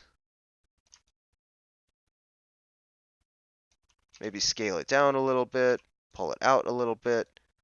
Something like that, just so that it's really obvious to me and to the animator, more importantly, what that control is going to be able to do. That seems pretty good to me right there. And then hide the mesh again, hold D, hold V, snap it back to there, modify, freeze transformations, and now we've got it zeroed out and all those garbage numbers stored in the offset group again. Now, with most FK setups, you're only doing rotations. These are kind of a special case where I'm actually going to be translating them as well, and that's why it was important to me to get the translation moved into that position as well. So if I turn on the mesh, I'm going to give these controls some color. Set that one to blue. Set this one to blue. All right. And actually, that's getting a little bit crowded with those colors, so I might try for maybe a yellow for these.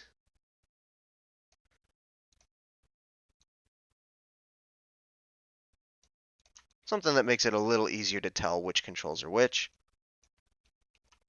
Go back to my channel box, select these new controls, make sure that I add them to the controls layer. Same thing for all of my ARM controls.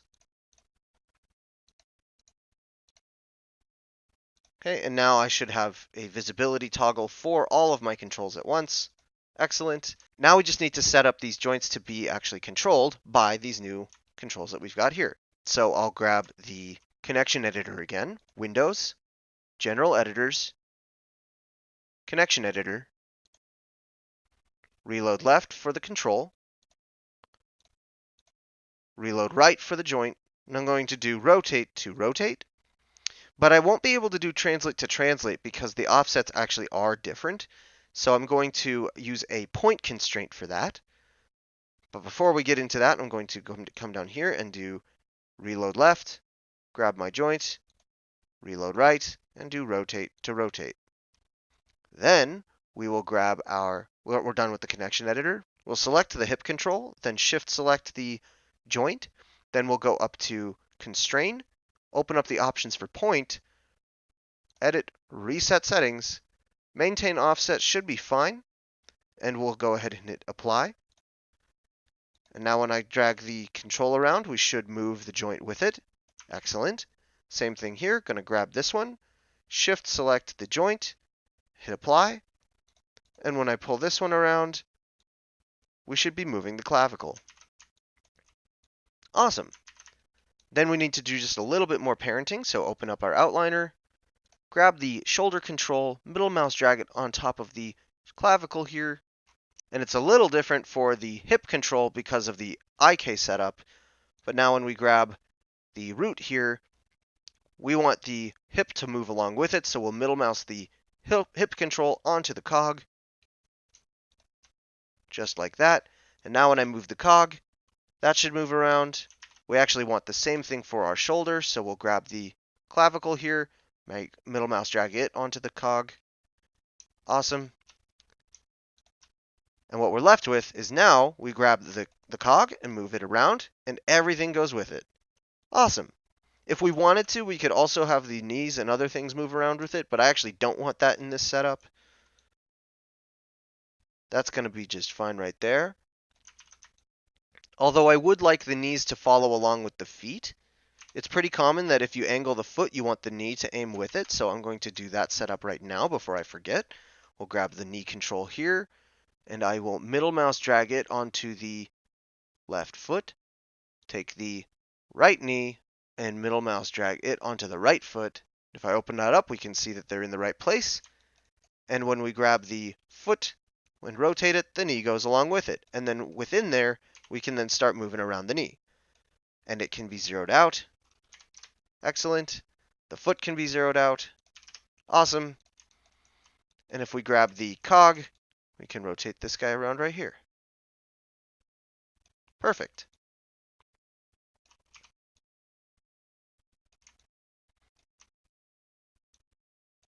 Okay, next let's test out those new controls that we just set up here. If I grab the hip control, I should be able to move that around. Okay, we wouldn't come down this far because that would obviously detach it from the body. But if I need to suck this up into the body, we can just pull that upwards, and that's working.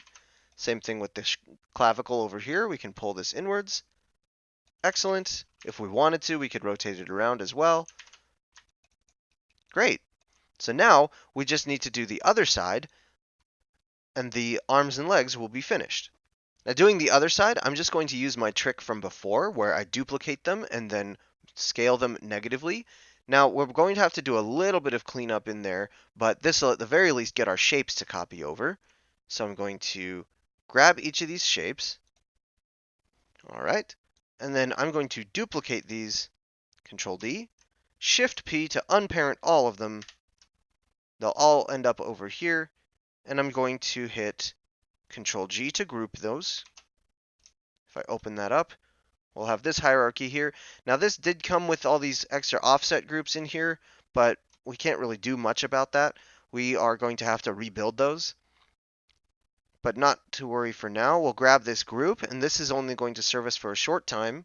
We will grab the scale X, do -1, so that it appears on the opposite side. And our shapes appeared on the opposite side as well. Now this method, it visually gets them into the right place, but we're going to have to do a little bit of finagling and then freeze the transformations to get them exactly where they need to go. Now next, I'm going to grab each of these and hit Shift P to get them out of the group. And when I do that, you'll see that the transforms get all screwed up. So delete the group, and we'll come back and fix that in a moment. But first, I'm going to change these colors. Grab this guy here, Attribute Editor, slide this over to red. Just go down the line and do that for each of these. I'm going to see if there's a better color than yellow for this side. If there isn't one in here, I can actually choose a RGB value instead. I'll try an orange for this side, something like that. And we'll just copy that exact hue right here. And we'll grab this one, change this to RGB.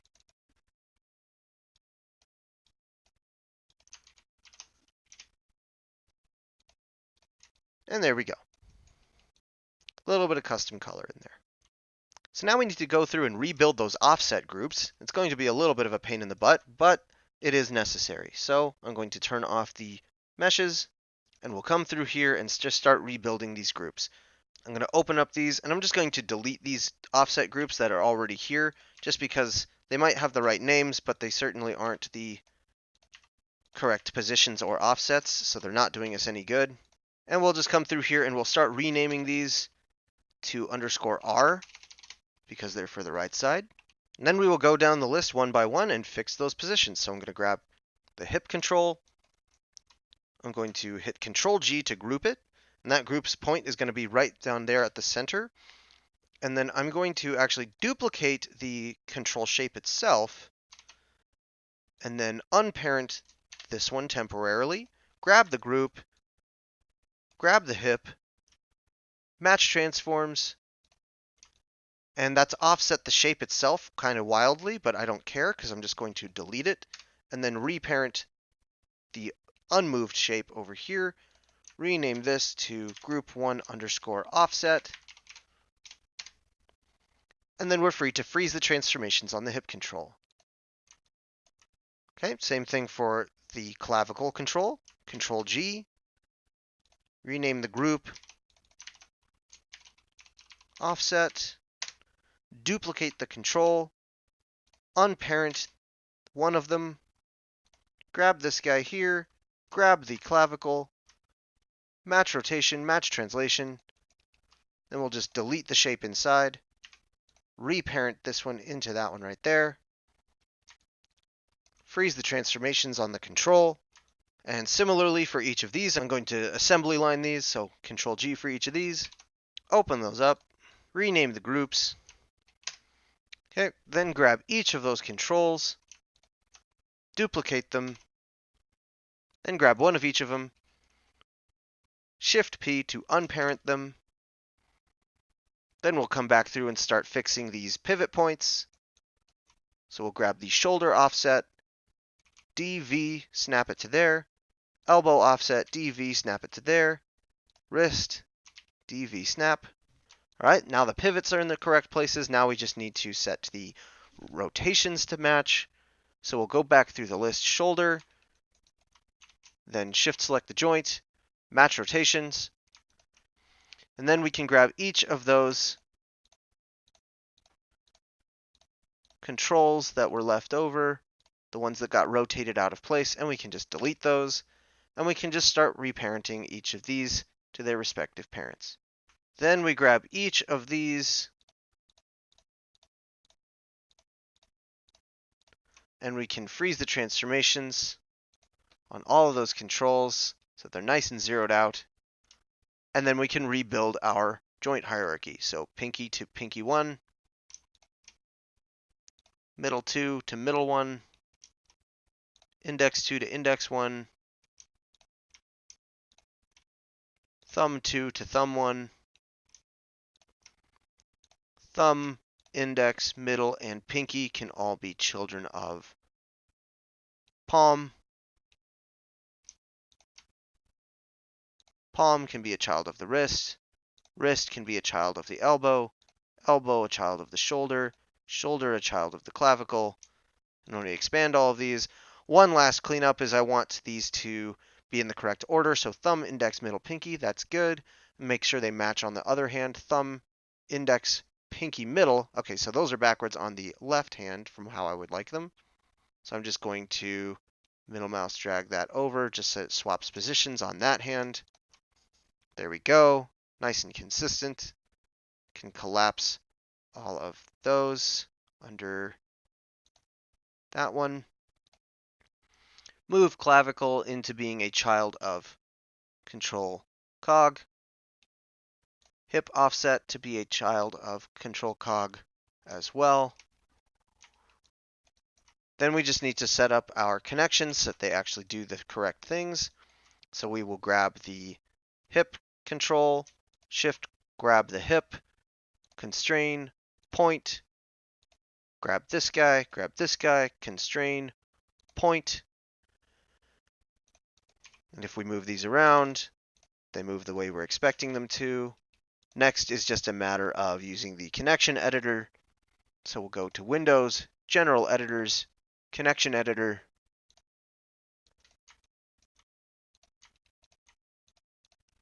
Reload left, reload right, rotate to rotate, reload left, reload right, rotate to rotate, reload left, reload right, rotate to rotate, and we'll just keep doing that all the way down the chain. Okay, and now we need to make sure that our joints do what we think they're going to do. I'm going to lock my joints layer so that I can just box select over all of these, rotate along Z. Let me get rid of the palm for a second there. And the wrist. Okay, and we start to make that fist. We back off, we do that. Excellent. Come in here, move that guy around, move that guy around. Palm does its whole thing.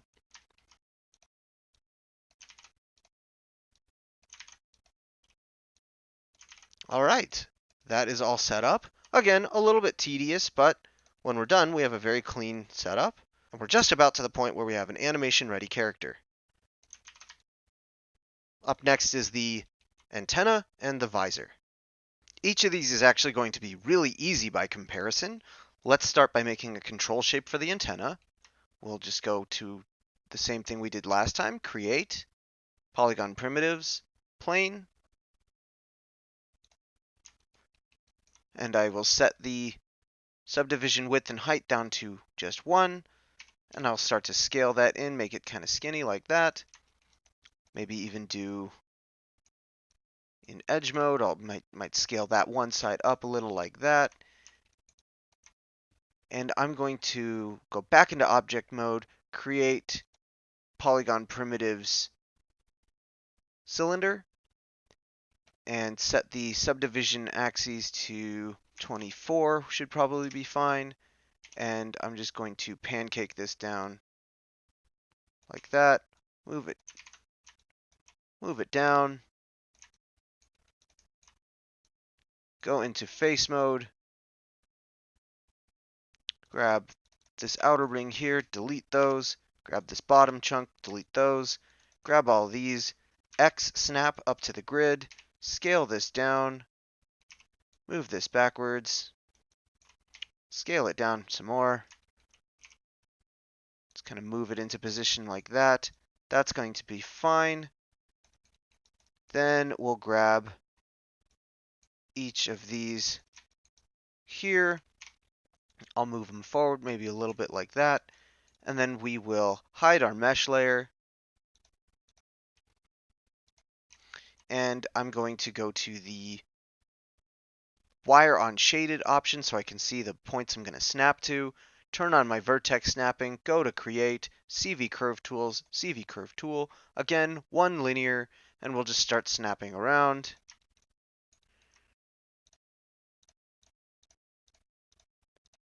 And this is kind of overkill, but I'm going to be happy with the shape, and it'll be obvious what the shape does, which is the most important part.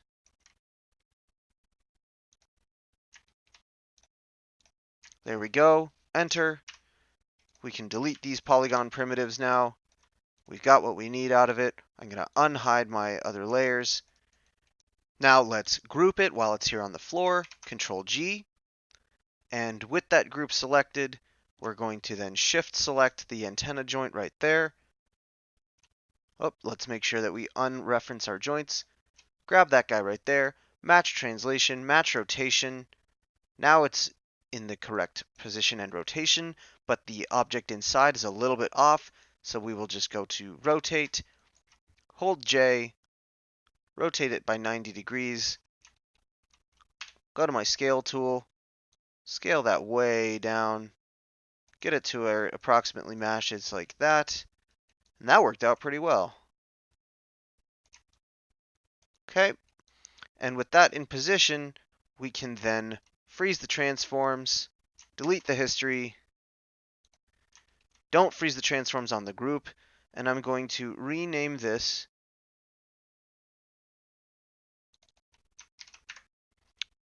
group to CTRL antenna underscore offset, name the curve inside, CTRL antenna,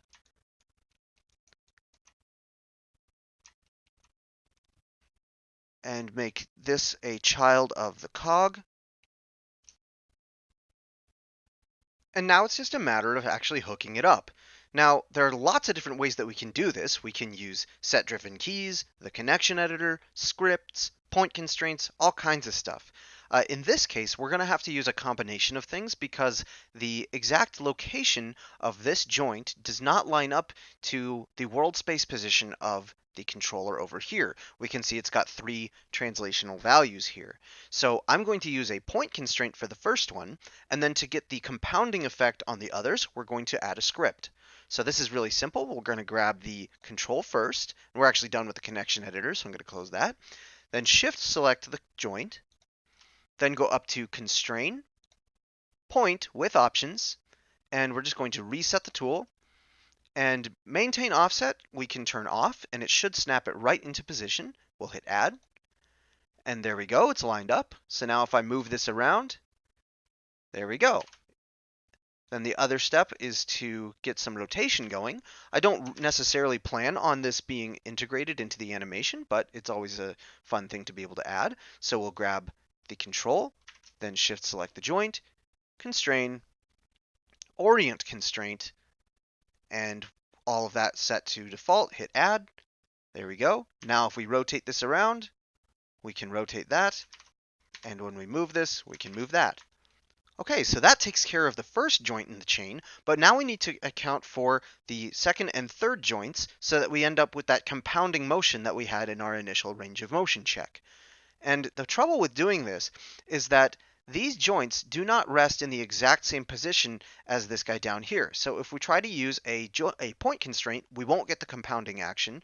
And if we try to use the connection editor, we're going to have them all snap down to 0 here. So we need to actually use a custom expression.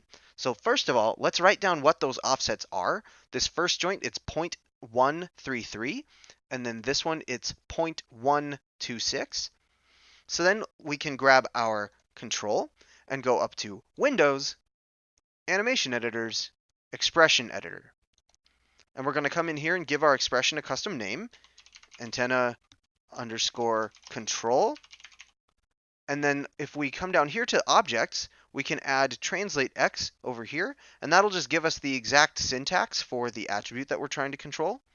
We can copy that line and paste it down below. Let's put a semicolon at the end so that it reads it as a single line. And then we need to get a reference to the actual antenna joint. So let's call this antenna underscore 02. And we know that's the name of it because that's what we named the joint. And we need the attribute, which is exactly the same syntax right there. And we'll say equals. So now antenna 2's translation X will always equal the control antenna's translate X. But we need to take into account that offset. So we'll say plus 0.133. Then we'll copy that whole line and do it again for the third joint. And this one we will do an offset of 0.126, just like we read off of the joint itself. And we should be ready to go. Let's hit create. And we shouldn't see anything jump around because we got those offsets exactly right. And I can close this window now. And we should have, when I grab this control, when I hit W and move along the x-axis, I should get that compounding motion happening again. Awesome. So I've got my rotates, and I can retract my antenna. Very good. Before we move on to the visor, I just want to give this guy some color. So we'll go to the attribute editor, object display, drawing overrides, enable overrides, and I'm thinking a yellow for this one. All right. Now lastly, we have to deal with adding the controller for the visor, and this one also is going to be pretty easy. I'm going to start by actually duplicating my proxy mesh, so I'll go to the channel box, make sure that I can actually select my proxy mesh, then select the visor, and I'm just going to hit Control D to duplicate it, open up the outliner so I can find it, delete this constraint, and try to find that visor. This is where it gets a little bit annoying that we didn't name anything, but we can find it right there. Hide that piece, unhide that one. This is my duplicate. And I'm just going to go into face mode, grab the perimeter loop right here, Control-Shift-I to invert, and delete. Next, I'm going to double-click this whole perimeter loop right here, and then just going to go to Edit Mesh, Transform, and pull outwards along the blue arrow a little bit, just to expand a little bit away from the original shape. Then I'll hit W, and I'm going to reset my movement tool because I've got some kind of transform constraint on, so reset. Then I'll just move this one forward just a little bit. That feels pretty good to me. And what this is for is snapping with the CV curve tool. So now I can unhide the mesh from before, and we can see that this new piece floats out in front just enough that it'll be a distinct shape. So now I'm going to grab this piece, and I'm actually going to remove the selected object from these layers. Then I will just hide those pieces there. And now I'll go to my Create, Curve Tools, CV Curve Tool. As always, make sure it's set to Linear 1. Turn on my vertex snapping, and just come along this edge, snapping away. All right, there we go, and I'll hit enter. Now I don't need this piece anymore, so I'll just delete that. And I can unhide my proxy mesh, and I've left behind this control curve right here. I just need to modify freeze transformations, delete the history, and then I'm going to V-snap the pivot up to the visor joint right there. And then when I rotate this, that'll move up and down. Rename this guy CTRL underscore visor. Move it up under the cog.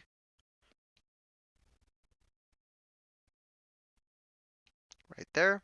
Now I just need to make the control for the visor match the rotations of the visor joint. So I will select just the control visor, hit Control G to group it, DV to snap the pivot point right to the joint.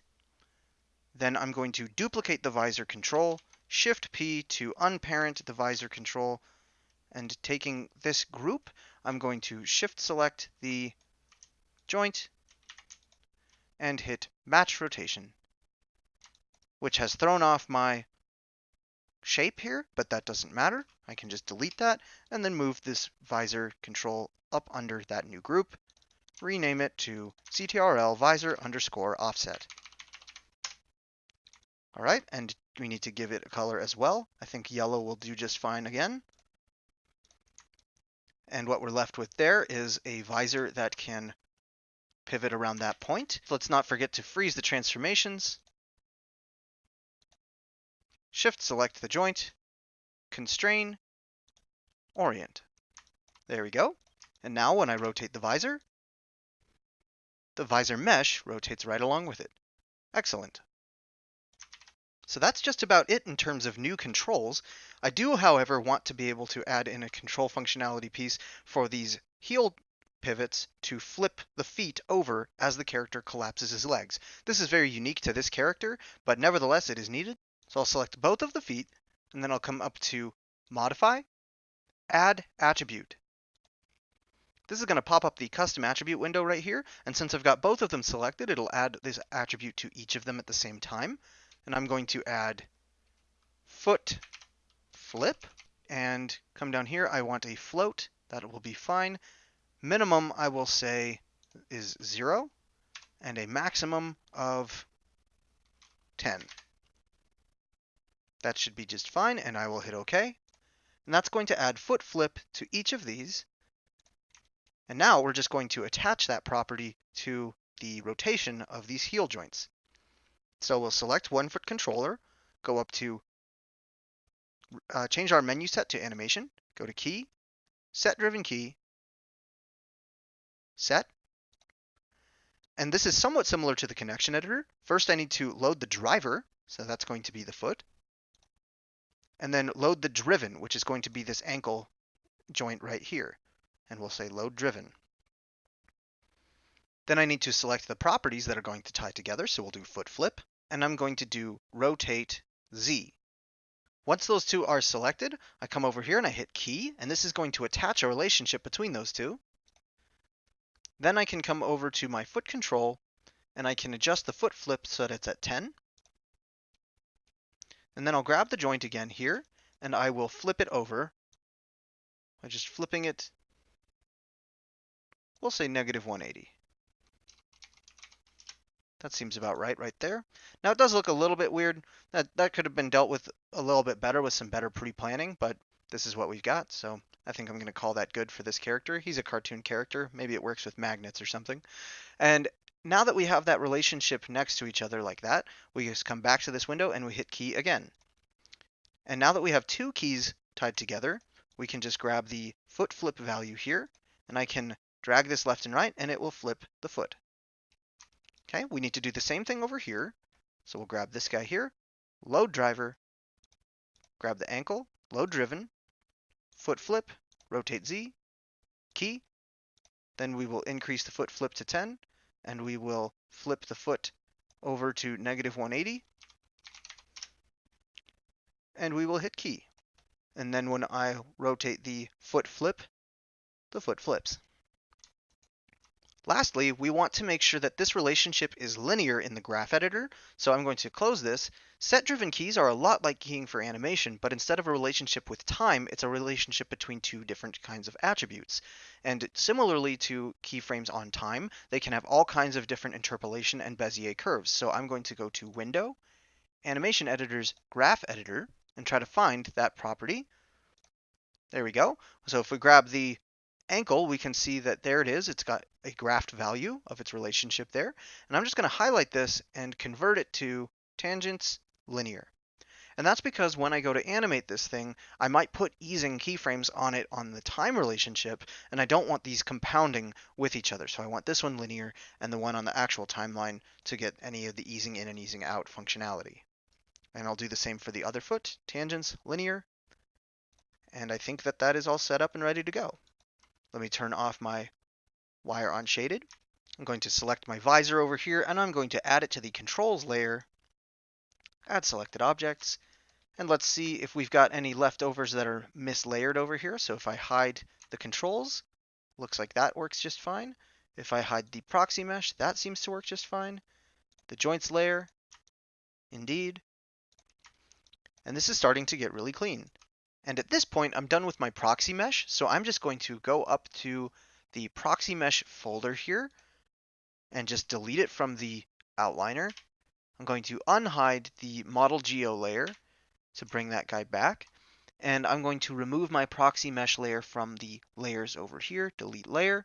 And this is just about ready to pass on to the animator. The last thing is to get the final model from the modeler with all the UVs and all the other little edits that were requested. I can bind that updated mesh to the joints, and then I can go through one final pass to clean things up, locking down controls, locking things in the channel box, things that shouldn't be touched by the animator, and then we will have an animation ready rig. Thank you for watching. I know this was really long, so hopefully you learned something.